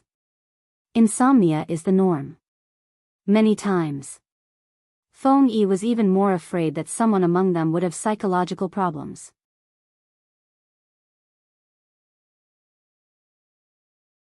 Chapter 1382. Feng Yi glanced at the few of them and lifted his chin towards the little assistant. The little assistant understood and immediately placed the things on the table. She raised her hand and adjusted the temperature of the air conditioner to the best. The weather in the north was especially cold at this time of the year. No one knew when it started snowing outside. Feng Yi glanced at the calendar hanging on the wall. He hadn't expected the new year to pass so quickly. Both Little Spade and Uncle Ian had been here for a long time. Since the competition was over. It was time to find something for them to do. At the very least, he had to be the face of Supreme Alliance so that he could lure the newcomers in. After all, he was a businessman. The corners of Feng Yi's mouth curled up. He was back to being the smiling fox manager Feng. The little assistant shivered at the side. She felt as though her days of working overtime were coming back. Even so, when they left, they closed the door carefully. But Qin Mo had already woken up when the door was pushed open. He had been too lazy to get up since he was carrying someone in his arms. As for who he was carrying, there wasn't a need to elaborate, everyone knew. But very quickly, he kissed the person in his arms awake, his breath by her ear. His voice was calm. "Are you pretending to be asleep because you're worried I'll settle the score with you?" Bojiu trembled from the kiss, opening her eyes. "Brother Mo, let's not talk about such an unfriendly topic when everyone is asleep." "Oh. Tell me, what topic is friendly?" Qin Mo smiled, reaching out to push her hair to the side. His long legs were wrapped around her long hair. They could lie down horizontally, but Qin Mo was too tall, so he had to lean sideways. Bojiu's arms were still around his waist. No one knew how comfortable it was to hug the Almighty to sleep, hence, she had taken advantage of him when no one was paying attention. But now, it seemed like this position was disadvantageous to her. But long before she came, she had thought of a strategy. "For example, let's talk about the other reward you promised me." The two of them always seemed to fall in love in a different way than others. Qin Mo glanced at the person who was raising her eyebrows at him. He reached out and pinched her face. "Keep your claws. If you want a reward, get it. Don't do anything bad." Bojiu watched regretfully as he pulled her hand out of his uniform. The Almighty was always so prideful. As his girlfriend, she couldn't even touch his abs. Without any bad things to do, Bojiu could only lie there lazily. She looked like a hedonistic young master raised by a family, but she was a little listless. "You look like you're not interested in the reward I'm giving you." Qin Mo pinched the face again. Bojiu replied seriously, "I don't show my emotions on my face." She was afraid of digging up her dark history. "Not bad, you are very calm," Qin Mo said slowly. Bojiu found the Almighty's attitude strange. After all, no matter how she looked at it, it didn't seem like he was going to give her a reward. Instead, it seemed like he was trying to trick her. Qin Mo suddenly said, "Wait a minute." Bojiu was confused. "What?" Qin Mo stood up from the sofa, standing sideways. Just this alone made him look suave. "It's not here, it's in the pocket of my jacket." Bojiu paused, her hair sticking up as she stood up. Her handsome face looked a little cute. Was there really a reward? It wasn't a dark history.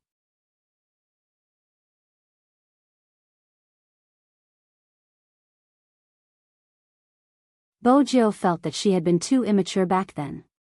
"The television series caused me trouble. They say that letters can make people feel sincere. Now that I think about it, emails are the most reliable. At least when you read it, it will appear as read. Even if you didn't look at it, I know you didn't receive it.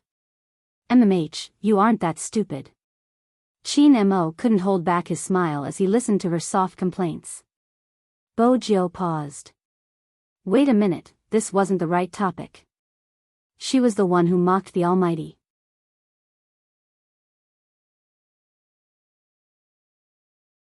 Chapter 1384. How did it feel to have such an intelligent and vicious boyfriend? Kiss him until he stopped talking. That was what Bojiu did. She reached out and pressed onto Qin Mo's back, her lips lifting slightly as she leaned forward. Qin Mo hadn't expected this kiss. It was obviously a sudden kiss. But very quickly, he regained control of the situation. He pushed her away, his forehead pressing against hers. "I have something for you." There was more? Bojiu arched a brow. Qin Mo threw something over. A dark red household register? Bojiu didn't have the chance to speak. Just then, the voice beside her ear rang again. "I didn't say that I was going to give you me, this is the real thing." Bojiu glanced up. How did you take out your household register? It should be more complicated to be in the military. Is it that difficult to leave it to your mother-in-law? Chin Mo kissed her eyes casually. Bo Jiao coughed uncomfortably, her ears turning slightly red. Why did the Almighty say mother-in-law so naturally? But with the Almighty's household register, she could really tie him down. MMH, a domineering CEO, would always take the household register of his sweetheart. From a certain point of view, it suited her. Of course, if the Almighty hadn't said anything else, the world would have been a better place. So, should we go home and have a good chat about your cheating during the competition? MMH? Bo Jiao, she had indeed underestimated the Almighty's ability to hold a grudge. The result of the chat. It was after they returned home. He carried her onto the sofa and coaxed her to say many embarrassing things. She didn't last long under the intoxicating force. His heavy breathing and his handsome face, which was covered in a thin layer of sweat, made it hard for anyone to reject him, be it a man or a woman. Bo Jiao wasn't sure when they had ended. She could only hear his pulse and heartbeat slowing down. Before the numbness in her body faded, he carried her again. The temperature in the room rose once more. She could hear the sound of water splashing on the floor. The mist, mixed with the sound, drifted over from her shapely lips. He was probably afraid someone would hear it. Bo Jiao bit down on the sound instinctively. He chuckled lightly. Do you think the servants are still here? There's only us here. Bo Jiao trembled. Slow, MMH, slow down. But he didn't know that such a voice would make people even more uncontrollable. Chin Mo thought she would never know how beautiful she was. Because her skin was too white and delicate. So every time, a thin layer of powder would appear on her body. Moreover, her face was always so hedonistic, with her hair sticking to the back of her ears. Especially when her clothes were wet, it would only make people want her even more, suddenly. Hot kisses fell on his body like flower petals. Bo Jiao closed her eyes, enduring the pain. Good girl. The man's voice was deep, and when he disappeared into the night, he seemed even more sexy and seductive. When it was close to dawn, she realized that his hand was under her pajamas again. Bo Jiao said, tired. His kiss landed beside her ear. Be good, apply the medicine. It's good for your body. Medicine? Bo Jiao didn't have time to think about it. All he could feel was that person's gentle movements and the medicinal fragrance in his breath. Chin Mo was indeed holding medicine, specially prepared by someone. Such a prescription was rare. He had to find an old Chinese doctor, who used precious medicinal herbs gathered from the Qinghai Tibet line. It was indeed good for girls and could nourish their bodies. But it wasn't easy to get the medicine. The Chinese doctor had a strange temper. He couldn't get it even if he had money. Chin Mo had specially asked for it after he had quarreled with a certain someone about the medicine. The old Chinese doctor had thought that this young master must have done something evil, which was why he wanted to use this medicine to treat his injuries. After a few times, the old Chinese doctor then realized that this person was too affectionate and was afraid that he would hurt his lover, which was why he wanted the medicine. According to him, my lover is a little small. At the start, the old Chinese doctor blew his beard. A little small, how small? The main point was that this young master wasn't that old. Chin Mo chuckled lightly. She's an adult, she's going to university this year. That's good. The old Chinese doctor finally agreed to give him the medicine. But in the end, because Chin Mo was too good at chess, he would always win a game against the old man. He really couldn't find an excuse. However, the old Chinese medicine doctor could tell that this man really cared about his little girlfriend. For successful people like them, many people said that money was important, but to them, time was the most important. But no matter how he tried to find an excuse to delay, Chin Mo was patient and even personally checked every medicinal herb. This kind of cooking could only be done by a person who was in so much pain that it penetrated into their bones. The old Chinese doctor thought that if Chin Mo brought his girlfriend over the next time, he would definitely tell the girl to cherish him. There weren't many good guys these days. Indeed, there weren't many. Because honestly speaking, there weren't many boyfriends who helped their girlfriends dress. Bojo stretched her back lazily, her hair messy. Her voice was low and hoarse, as if she had just woken up. She had a natural arrogance, but because of her perfect voice, it wasn't annoying. Water. Put on your clothes first, there will be water. Chin Mo had long legs, he only needed to bend slightly when he spoke. His voice was close to her ear, deep and magnetic, like a feather that brushed past her heart. She couldn't help but admire him, his words made her soften. All right, put on your clothes first. Cuffs. In the end, Almighty Chin couldn't take it anymore and took action himself. Bojo was well versed in being served. The moment the Almighty opened his mouth, she handed her wrist over. Take the Almighty's clothes for example. No matter how she dressed, he would always think of her as a little ruffian. He had been like that when they had been young. The two of them had completely different styles. She belonged to the free-spirited group.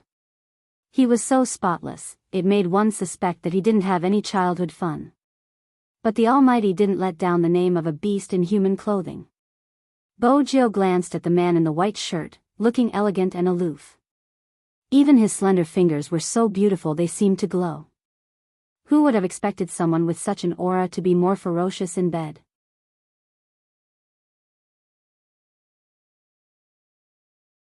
Chapter 1385. That reminded her of the scene in the bathroom the night before. Especially the words he had said to coax her. Bojo's ears flushed. She broke into a playboy smile and pressed her lips against his ear. She wanted to take it back. Unexpectedly, before she could move her lips, his breath settled. His eyes dimmed. How many times have I told you to stop teasing me? Bojo instinctively sensed danger and was about to retreat. However, he pressed her back onto the soft double bed in an instant.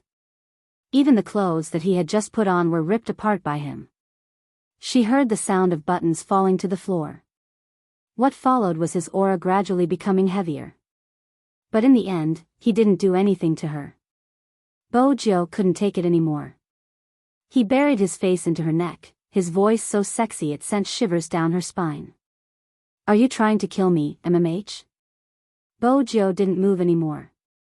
The heat from his body was a clear indication of how firm he was. If I wasn't worried your body wouldn't be able to take it, do you think I would be so tolerant? He opened his mouth and bit her neck. Bojo trembled. She hugged the person on top of her. Her blurry memory started to clear up.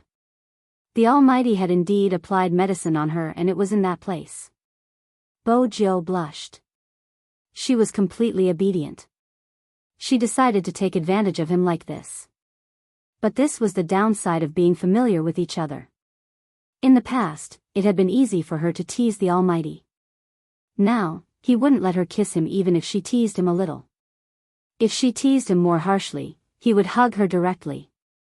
In the end, she would be the one with a sore back. Gradually, the dryness in her body dissipated. That was when Bojo realized that this position was indeed good for her. After all, it was rare to see the Almighty so dependent in someone's arms. She couldn't do anything about it. Her boyfriend had the heart of a princess. Bojo smiled, reaching out to touch his hair. Be obedient. Those 3 words were very light. He reached out and pulled her up by the wrist. Just like that, he carried her to the wardrobe. Bojo's legs were long and fair, giving off a messy sense of beauty. She was a good woman. She wasn't even close. There was no immortal chi on his body either. On the contrary, she was extremely beautiful. Even his eyes were filled with black mist. It was completely different from Chin Mo's aura. Someone once said that Almighty Chin definitely liked those kind of pure and gentle women. After all, these people all had immortal chi on them. If they saw this scene, they would definitely be shocked. What Almighty Chin liked were long, narrow eyes, a mole with tears, long, snow-white legs, and a natural charm. All of these could not be compared to one word, her. Yes, he liked her. With this in mind, Chin Mo lowered his head and kissed a certain someone. Bojo wasn't bothered, her fingers brushing past the clothes hanging on it. He had probably brought her over so that she could choose for herself. Who knew that the Almighty didn't mean it that way? He picked a sweater and put it on her head. It's warm. Bojo had always prioritized her looks. Brother Mo, I'm not handsome anymore. *CK, wait a minute, what are you doing to my hair? After nearly 10 minutes of torment. After being dressed as a bear, Bojo finally regained her freedom. But before she could take 2 steps, he arched a brow. Little Bojo. Bojo tilted her head, her pure black down jacket and red checkered scarf accentuating her handsome face. She had the aura of a manga character. MMH? Since you have a boyfriend, shouldn't you do some actions? Chin Mo was still wearing a long trench coat today, his aura naturally elegant and noble. Even his words carried a hint of indifference. Bojo glanced down at his empty right hand. Oh, he replied and walked over. Brother Mo, Bojo spoke slowly. Next time, if you want to hold hands, just say so. Little Princess Chin was still as arrogant as ever. She didn't wait for Chin Mo to raise his brow and tugged his hand over. I'm hungry, Madame Zhang isn't around and it's affecting my growth. Is your boyfriend just for show? Chin Mo glanced over. Bojo replied matter-of-factly, then cook for me. She was hoping that the Almighty would say no so that she could show off her instant noodle cooking skills in front of the Almighty. With such a cool skill, if she didn't show it off, it wouldn't be in line with her life goals. Let's go to the cafeteria. Today, there's your favorite beef and bean buns. They're fresh out of the oven. There was a canteen in the military compound. Yesterday, they stayed at the Chin family's main residence. He could indeed go to the cafeteria to eat. Bojo's stomach growled when she heard the words beef and bean bun. It was a natural reaction. Those who had never eaten here probably didn't understand how delicious the food in the courtyard was. Because there were many old leaders living here. Therefore, they followed the rules of the older generation. The fermented flour had to be fermented overnight. The beef was the freshest. After it was properly mixed, the scallions, ginger, garlic, and pepper oil were poured over it, and the piercing aroma would come out. Not to mention, there were also scalded long beans as supplementary ingredients. After mixing them well, they were placed on a hot steamer and steamed in a traditional steamer for half an hour. When it was taken out of the pot, the skin was thin and the stuffing was big. When he bit into it, his mouth was filled with fragrance. It was just that the younger generation in the military compound had all gone to the army. They rarely ate in the cafeteria. Previously, after staying at the Chin family's main residence, Bojo couldn't forget Madame Zhang's food. Secondly, she missed the meat buns in the cafeteria. Now, she was finally back. With delicious food in front of her, Bojo temporarily cast aside the thought of showing off her skills. She just wanted the Almighty to leave quickly. After all, if he was late, he might not be able to eat it. Bojo didn't know that long before she woke up, Chin Mo had called the chef at the cafeteria and asked him to make an extra basket of meat buns. As for why he was walking so slowly. Of course, there was a reason. Very quickly, Bojo felt that something was amiss. The old men who had seen her previously walked out with their adjutant. Their voices were loud and clear. Little Chin, you brought your little friend over for dinner again? It's not a little friend today, Chin Mo replied, pressing her head onto his shoulder, his smile gentle. It's my girlfriend. Bojo was caught off guard. That was her expression. The old men inhaled sharply. Hadn't she been his little brother in the past? How did she become his girlfriend now? Almighty Chin gave a good explanation slowly. In the past, she was shy and didn't want to admit our relationship so quickly. Now that we're close, it should be fine after I tell the grandpas. This was the first time the old men had made a mistake. They started to crowd around Bojo. "You're so mean. The little friend has become his girlfriend, no wonder your brother has to find a partner. Joe, just say it, when are you going to let us attend the wedding? Listen to your boyfriend, understand? Little Chin might seem cold but he treats people well. In the future, if little Chin insults me, you have to reprimand him. As a girlfriend, I have to control my boyfriend."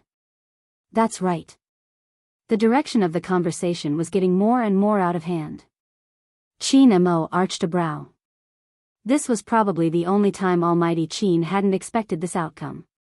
Bojo was elated, holding on to her little Princess Chin's hand, full of aggression. "Grandpa's, don't worry, after the meal, when we get home, I'll control him. How can he insult others so easily? Chin insults, Chin tricks. She couldn't be blamed. The Almighty had a venomous tongue. That was why people loved and hated him so much." Along the way, Bojo was smiling. Chin Mo smirked, not saying a word, the corners of his lips lifting slightly. This idiot, didn't she realize what she had just said? Words like that would only be said after marriage, right? Perhaps, this was what dating was like. Inexplicably, it would feel sweet. Including when she was eating. It was the same. Bojo had always been a fast eater, even though her posture was elegant, she couldn't slow down. Chin Mo sat in front of her, wiping her mouth and taking food for her, much more than himself. This breakfast was really too much for him. Bojo couldn't move. Chin Mo pulled her over and massaged her stomach for her. Even his breath carried the refreshing scent of mint. Bojo smiled, thinking that it would be great if it was like this in the future. There probably weren't many people like this. When she had been young, he had been worried that she would get indigestion, so he would always rub her stomach. Now that she had grown up, he would still rub her stomach after she ate too much. In reality, even if the old men didn't say it, she would still treat him well. There were many people in this world, countless. Chin Mo, there was only one. But the two of them couldn't stay like this for the whole day. The Asian Cup had just ended. This was the time when the media and fans wanted to understand them. As the captain of Supreme Alliance, if Chin Mo didn't attend, it wouldn't be justifiable. At this moment, Feng Yi was a successful sly manager. He called young Master Chin again, but he was hung up. He called Bojo directly. Chin Mo had just finished washing the fruits, his back straight as he took a piece of paper, wiping his fingers slowly, gesturing for Bojo to hold the phone for him. Bojo took the apple, her other hand holding the phone, pressing it against the side of his handsome face. Feng Yi lowered his voice as he explained the process and pros and cons. In the end, he concluded, "You have to participate in this interview. Don't worry, I won't ask you to speak too much and it won't affect your time with Little Spade. It's just a 5-minute interview." "I'm not going," Chin Mo replied lazily, reverting back to his young master's temperament. Feng Yi inhaled deeply, telling himself not to stoop to his level. This wasn't the first time this person didn't like to show his face, competition was an exception. He had thought that after the Asian Cup, the Almighty would cooperate with him. But from the looks of it, he had too much. Yes. Yes.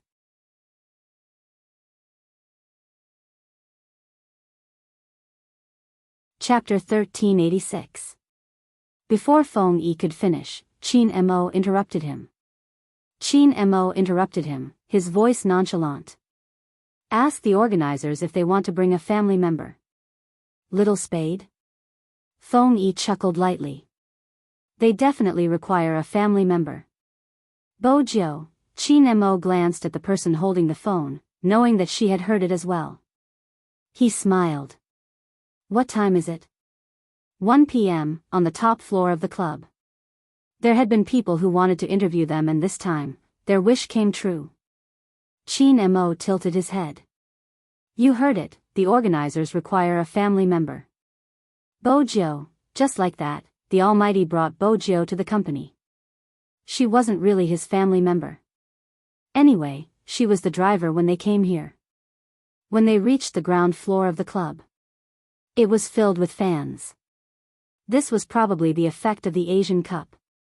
It would be too eye-catching if the two of them entered. Chin Mo was about to call the security guards to control the situation. On the other side, Bojo pushed the door open and walked out.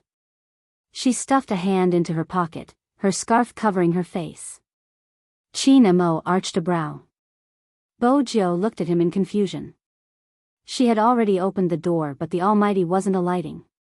Chin Mo exchanged glances with a certain someone. When he heard the screams, "Ah, ah, ah, Big Spade, my hubby, I want to give birth to your child," he broke into a sudden laugh. "Your popularity isn't bad." His cold voice didn't sound like a compliment. Bojo was confused. What was wrong with little Princess Chin? He definitely didn't hold hands. MMH. With that in mind, she turned and held onto the door frame with one hand. She planted a kiss on Chin Mo's face before tugging his wrist and walking forward happily. Chin Mo listened to the commotion and looked at the person who was dragging him forward. There was a faint smile in the bottom of his eyes. When the fans saw this scene, they had mixed feelings. Especially Chin Mo's fans.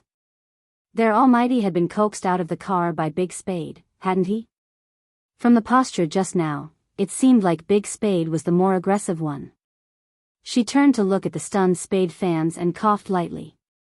Forgive me, our Almighty Chin isn't like this usually. He actually coaxed by his girlfriend. Shameless to the point of making one's hair stand on end. But for some reason, he still looked so handsome. Even though he had a cold personality, when he saw Spade Z, he would reveal a mesmerizing smile. Not to mention, when Big Spade held his hand, he even gave his fans a bonus. Welfare? Wait a minute. Almighty Chin would never give out benefits. But what was going on now? He actually stopped in front of a group of people. Bojo was confused as well. She arched a brow. Who knew? Chin Mo didn't look at her. Instead, he looked at the girl standing at the side. Do you want an autograph? Nod. Of course he wanted it. The fans were going crazy. Chin Mo reached out and took the carbon pen from one of them. He lowered his lids and wrote slowly while saying, "There's something you need to pay attention to." Yes. Almighty Chin, speak. What do I need to pay attention to? They were so close to each other, and his gay friend had even laughed at him. If he came, he definitely wouldn't be able to get Almighty Chin's autograph. Almighty Chin was the kind of person who didn't show his face for 100 years, let alone an autograph. Now, he felt as though he was in a dream. Chin Mo had already finished signing. He took a long time because he added a prefix, Z's boyfriend, Chin Mo. This autograph was really, Bojo's expression was indescribable. Chin Mo's fans coughed once more, trying to preserve their Almighty's image. People in love are like this, it's true. Spade Z's fans nodded. No one in love would sign like this. Almighty Chin was really unprecedented. Chin Mo's fans knew that their Almighty's actions would definitely go down in history. Fortunately, no one exposed him. Reality proved that even if no one exposed him, young Master Chin would follow through with whatever he wanted to do. For example, he could have left after signing the autograph. Unexpectedly, he didn't leave. Instead, he stood there and smiled. It's not a big deal, but... With that, he pulled Bojo in front of him. This person can only have children with me. As for the husband that you call him, it's impossible. The fans who were disqualified paused for a moment.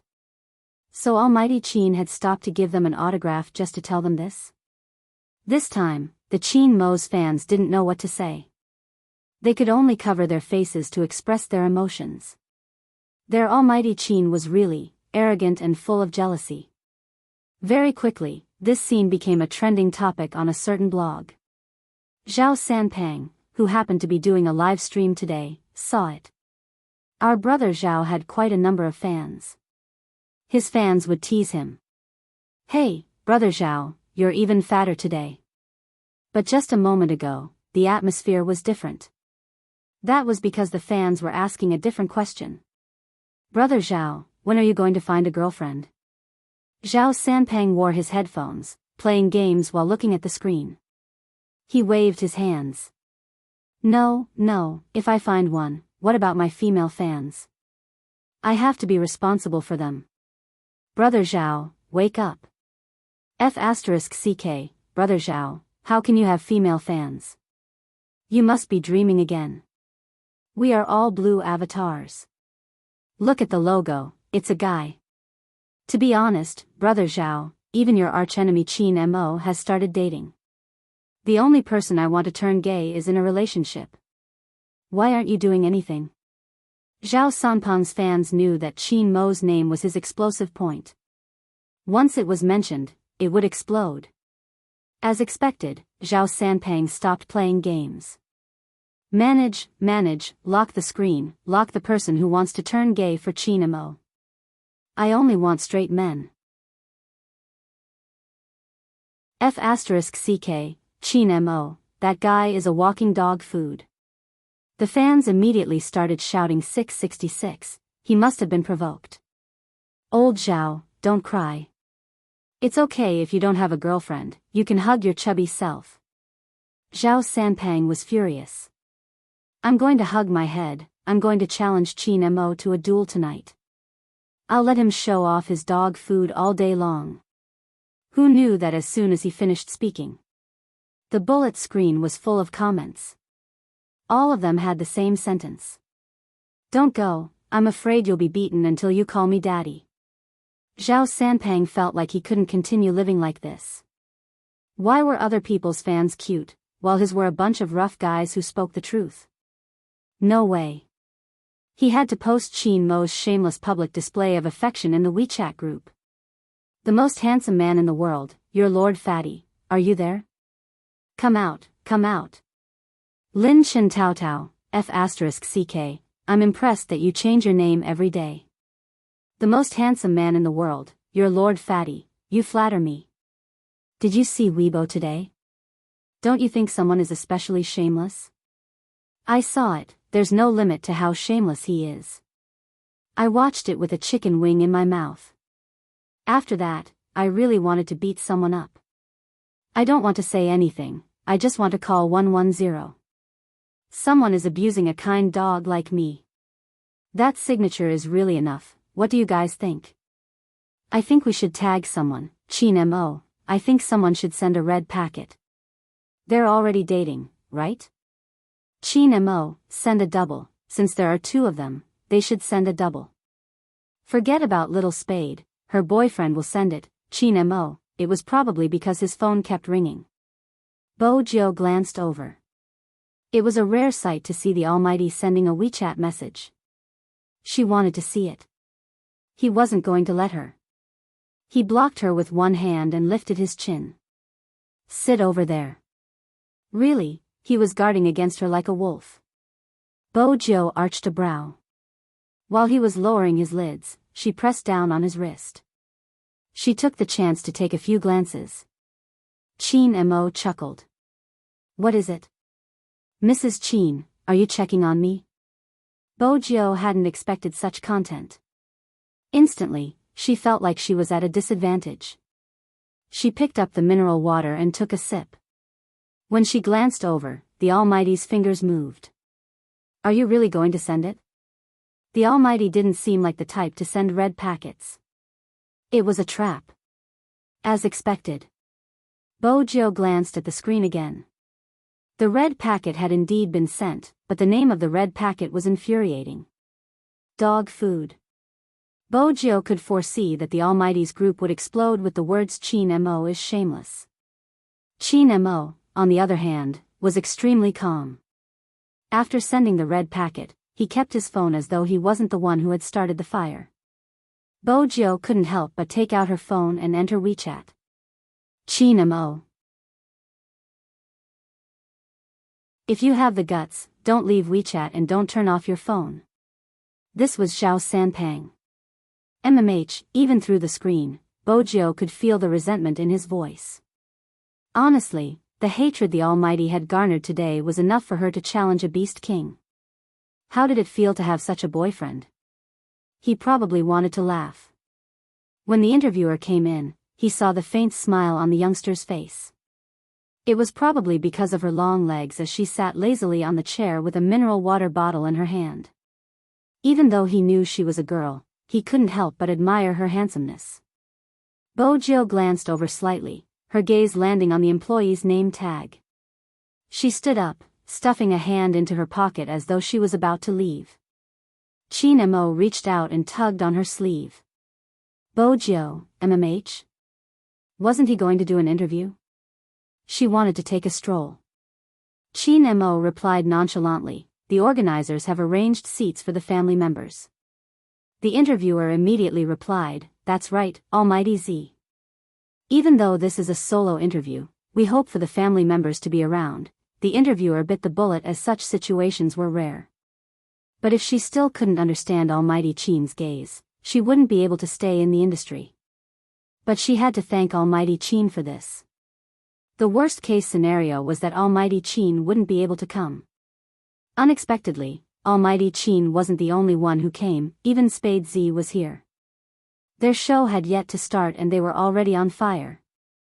Bojiu had always been cooperative with others. This was probably due to her upbringing. She had been like this ever since she was young. She might be cold but she wasn't emotionless. Her father had taught her to respect everyone's career since she was young. Hence, even now, Bojiu wouldn't put anyone in a difficult position. She sat there, the floor-to-ceiling window behind her. Qin Mo had asked Assistant Zhang to send Princess over. She hugged him, intending to play with the cat for a while. Princess was infuriated. In order to express his anger, he kept purring. But this person wasn't threatened by him at all. Princess could tell that his master had spoiled a certain someone to the point of being out of control. He wouldn't stand up for him. It was better for him to adapt to the circumstances and be a well-behaved cat. After all, it wasn't bad being hugged by this person. The interviewer was satisfied with the arrangement. Even though Spade Z didn't show her face and had her back turned, everyone knew who she was just by looking at her back. Besides, the aloof youngster hugging the cat and wearing a black sweater was too handsome. As a mature woman, she was about to turn gay. He probably noticed the interviewer's gaze. Qin Mo's long fingers tapped the table, his voice slow. Not interviewing anymore? Almighty Qin, I'm sorry, the interviewer said as she gestured to the cameraman who was following them. Qin Mo seemed to be answering some questions, but in his heart, he wasn't just on guard against men, he had to be on guard against women as well. Speaking of Almighty Qin's relationship problems, it's what the fans want to know the most. The interviewer seemed to be chatting casually, but in reality, she was stunned by Almighty Qin, who was emitting a cold aura. For some reason, Almighty Qin seemed scary. Almighty Qin and Almighty Z, which one of you confessed first? Is it convenient for you to tell me? Bojiu heard the question too. Her hand that was caressing the cat's back paused. Was there a need to ask? Of course it was her. She had wanted to buy little Princess Qin when she was young, but he would always frown when he saw her. It was obvious that he didn't have any feelings for her. But before she could finish her thought, she heard the word, me. The interviewer was slightly surprised. Almighty Qin doesn't seem like someone who would confess to others. She didn't have a choice, she's stupid. Even if I gave her my entire body, she wouldn't be able to sense it. I could only confess. Qin Mo's tone was obviously different from before. The interviewer laughed. Judging from Almighty Z's gaming style, she doesn't seem stupid. Almighty Qin might have been too subtle and Almighty Z might not have understood it. That's possible. After all, she was too young back then and didn't know how to read. Qin Mo didn't just answer the question but also threw a stone for the interviewer to continue asking. As expected. She was too young back then. Gosh, did you and Almighty Z know each other since you were young? The interviewer felt that she had dug out a huge piece of information.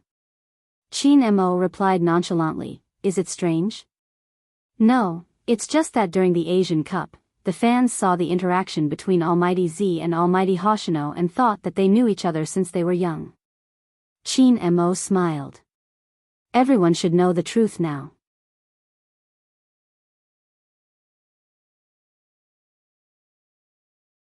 Chapter 1387.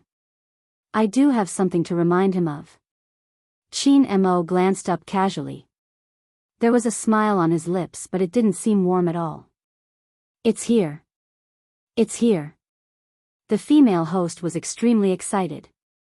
She had a premonition that the fans would definitely be concerned about such a question. After all, everyone had seen the scene at the Asian Cup. "What is it?" "Almighty Chin, can you elaborate?" The female host passed the microphone over, her eyes filled with gossip. Chin Mo lifted the corner of his lips, his voice slow. "Hoshino, you see Shin has been waiting for you for a long time. When are you going to have a good talk with him?" The female host was confused. After all, she had predicted thousands of results but not this one. "Almighty Chin, are you saying that Almighty Xian and Almighty Hoshino, wait a minute." She had to calm down. She had to watch her words. This was the only way she could dig out more information. But before she could react, Chin Mo spoke again. His tall figure stood up, his aura of abstinence thick. "I don't mean anything. 5 minutes are up.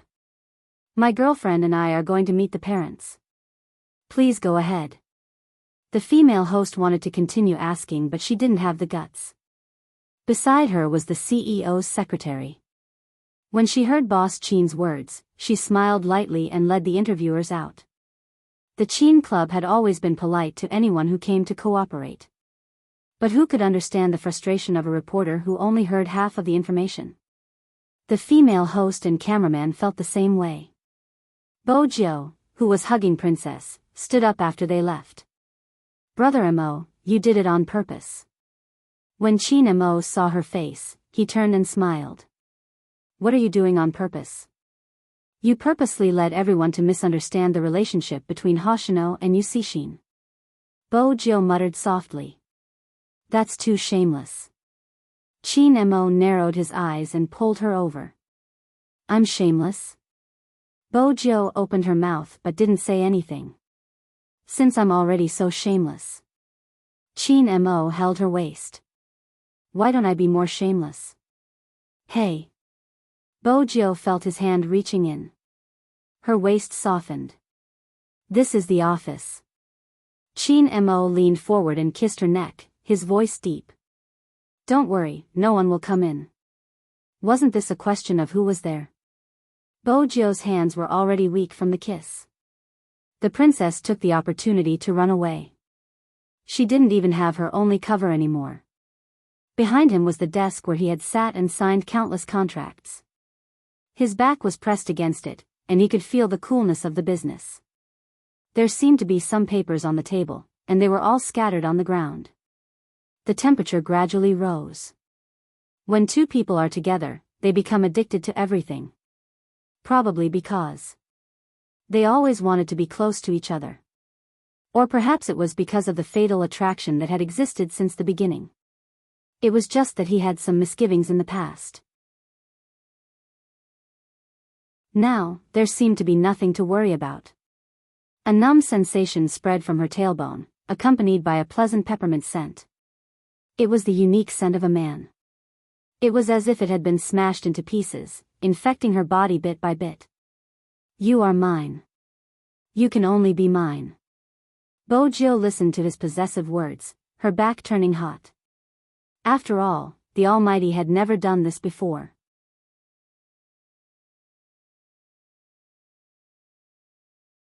Chapter 1388. The numbness didn't dissipate even after his hand left her body. Bo Jiu felt that this couldn't go on.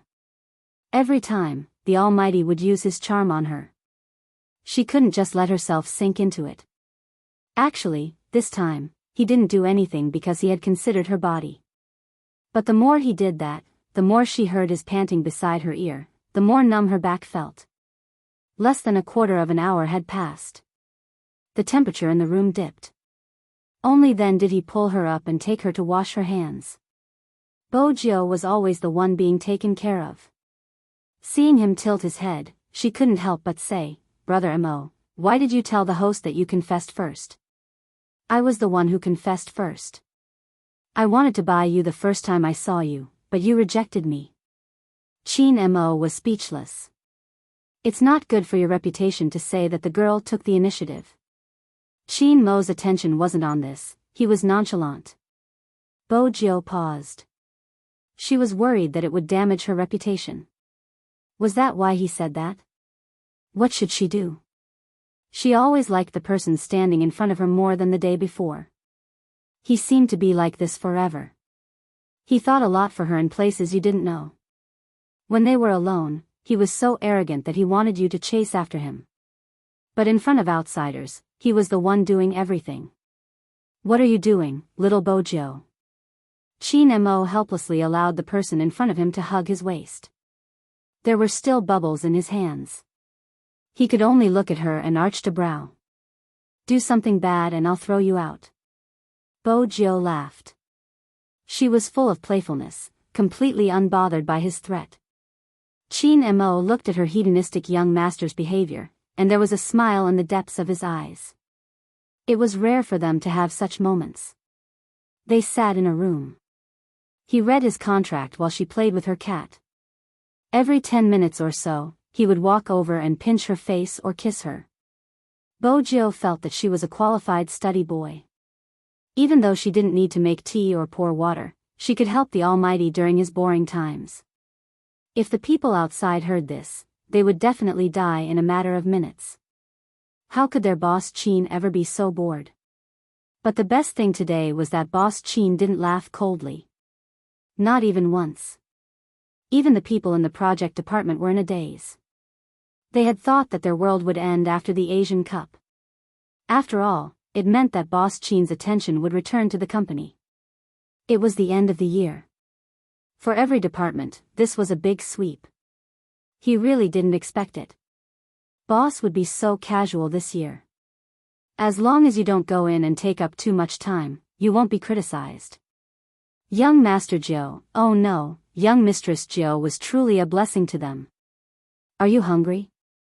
Chin Mo glanced over. Bojo held a biscuit in her mouth. "It's all right. It seems like working with me is a little boring." Chin Mo put down the pen in his hand and raised his eyebrows. "Let's find something to do." Bojo lit up. That was possible. She had been watching the Almighty seriously signing the contract and wanted to go over and kiss him. The sense of abstinence in business made her heart itch. According to the usual CEO script, finding something to do must be intimate, right? However, this boyfriend of hers never played by the rules. "Your physics book is still with me. Come here and review." Bojo.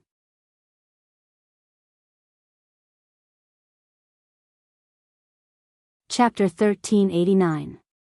Bojo felt weak and listless. On the other hand, the Almighty was as noble as ever. He held the pen in one hand and tapped her forehead. "Don't tell me you don't know how to do this question. Brother Mo, don't you think it's a waste to use our time together to revise physics?" Bojo tried to pull the atmosphere back. Chin Mo looked at her. "I don't think so." There was no way to continue chatting on this day. Bojo glanced at the physics knowledge in front of her. She couldn't help but reach out and grab her hair. She was the young lord of the hacker world, but she couldn't even handle a single lesson. Losing in this aspect was really, Chin Mo could probably tell that a certain someone was depressed. He liked to see her like this. It's time for the final exam. If you don't work hard and do well, how are you going to face your mother-in-law? It was supposed to be a simple test. Hearing the Almighty's words. Why did he really have a psychological burden? Wait a minute. A person like movie queen and probably wouldn't care about results. Bojo tilted her head. Movie queen and cares about the results? In the past, I was always first, what do you think? Chin Mo asked slowly. Bojo became serious. Little did they know. What Chin Mo said was true. But there was something he didn't mention. When Chin Mo had been in high school, movie queen and had always wanted to grab her son to go shopping. Every time, her cold little boy would say, "Mom, I still have to study," as an excuse. At that moment, movie queen said, "It's okay if you fail." It could be seen that after such an analysis, little Bojo was tricked again. But this time, Chin Mo was the first to admit defeat. He just liked to see her depressed expression, but he didn't want her to forget to eat and sleep. Chin Mo frowned when he saw that she wasn't even drinking the water he fed her. He moved the physics book away. Bojo glanced up. "I'm not done. There's no need to look." Chin Mo's voice was calm. "I lied to you just now. My mom doesn't care about grades at all. You're her little almighty. She likes whatever you do." Bojo paused, twisting her neck with one hand. "Phew, Brother Mo, be more sincere. But why did you suddenly want me to review?" It couldn't be because of that inhuman interest again. Although the Almighty used this to tease her. But this time, he felt that there was something else. "Nothing," Chin Mo replied casually. Bojo seemed to remember something. She glanced at his phone that had just been ringing. It was a call from the school. Chin Mo didn't hide anything. Bojo was confused. What did he say? It's about filling in the application form. Chin Mo placed the cup in front of her lips. Bojo was suddenly enlightened. Brother Mo, are you trying to get me into your university? No wonder he wanted her to review physics. After all, a university's admission score was unusually high. Chin Mo did not deny it. Bojo pulled her physics book back, intending to continue reading. Unexpectedly, Chin Mo reached out and blocked the page. "I'm not going to look at it, your current results are fine." "What if I fail?" Bojo bit the tip of her pen. "Let's see if it's safe." Chin Mo lifted her up, placing her on his long legs. "It's fine if I fail, I'll transfer to whichever school you get into. It doesn't matter where I go." Bojo paused, drinking the water he fed her. Even the tip of her tongue was sweet.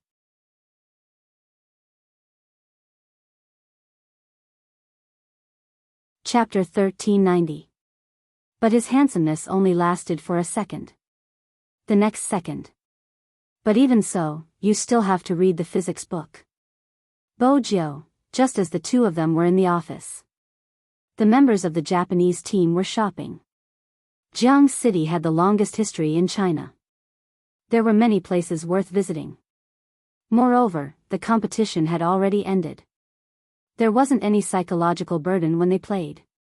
Of course, that was at the beginning. Later on, someone took off his mask when he was eating the tanghulu. The entire street of tobacco bags seemed to have been ignited. The youth was speechless. "Hey, can't you keep a low profile? You know your face is more ostentatious. Vice captain and captain are more ostentatious. Why don't you say so?" With that, his tone suddenly changed. He looked at the tanghulu in his hand, his eyes round and clear. "Good news." It was so delicious. The youth snatched it over. The speed at which they avoided the fans was very fast. It could be seen that they were a group of experienced fans. Yusishin and Hoshino were nonchalant from the start to the end. Especially Yusishin. Before a certain idiot took off his mask, he had already entered the shop next door and picked out a paper fan with a Chinese flavor. It should look good with the kimono at home. After choosing, he realized that he didn't bring his wallet. He pursed his thin lips. He dialed a certain someone's number. "The paper fan shop on the right, come over." Hoshino was wearing a mask too. He was wearing a pure white down jacket. The design was huge and there was a circle of pure black fur on the collar. Not many men could wear such clothes. But Hoshino was obviously an exception. His legs were too long. Coupled with the aura he had, any clothes on him would look like luxury brands. Hoshino didn't say much when he saw Yusishin calling him over. He just threw his wallet to him. Yusishin took it and gave 3 pieces to the cashier. It was a normal action. But it made the eyes of the surrounding girls who were shopping for paper fans light up. After all, in China, no man would buy paper fans. Besides some cosplayers, they were gay. But the aura of these 2 people didn't seem like cosplayers. Could they be a couple? They were all wearing masks. Yusishin noticed the gaze from the side but didn't say anything. He just smiled devilishly, making it hard for others to understand him. Most of the media who received the news were attracted away by the other members of the Japanese team. In other words, they were too busy chasing after their target and didn't realize that there was a bigger fish behind them. Of course, there were also lucky reporters who followed them. There was a new esports enthusiast. Because the camera he was carrying was too heavy, he couldn't run anymore. He wanted to order a stew to cook first. He didn't expect that as soon as he got the stew, he would be stopped by 2 people walking towards him. Believe big? Star God. Even though both of them were wearing masks. But for the Japanese fans who had been there for 5 years, it was a piece of cake to distinguish them. He couldn't care less about eating. He took the camera and walked around, blocking in front of Yusishin. He mustered up his courage. You must be Shinda. I'm a fan of Dongying and also a reporter of Cheng Entertainment. This is my ID. Due to the different regions, the cultural differences were also different. After he finished speaking, he added the word please at the end. Yusishin originally thought that most of the reporters had left. He didn't expect there to be one more. But to him, it wasn't a big deal. You're tuning into the Dreamy Love Stories YouTube channel. Don't forget to subscribe and join us on this journey to catch the most captivating stories.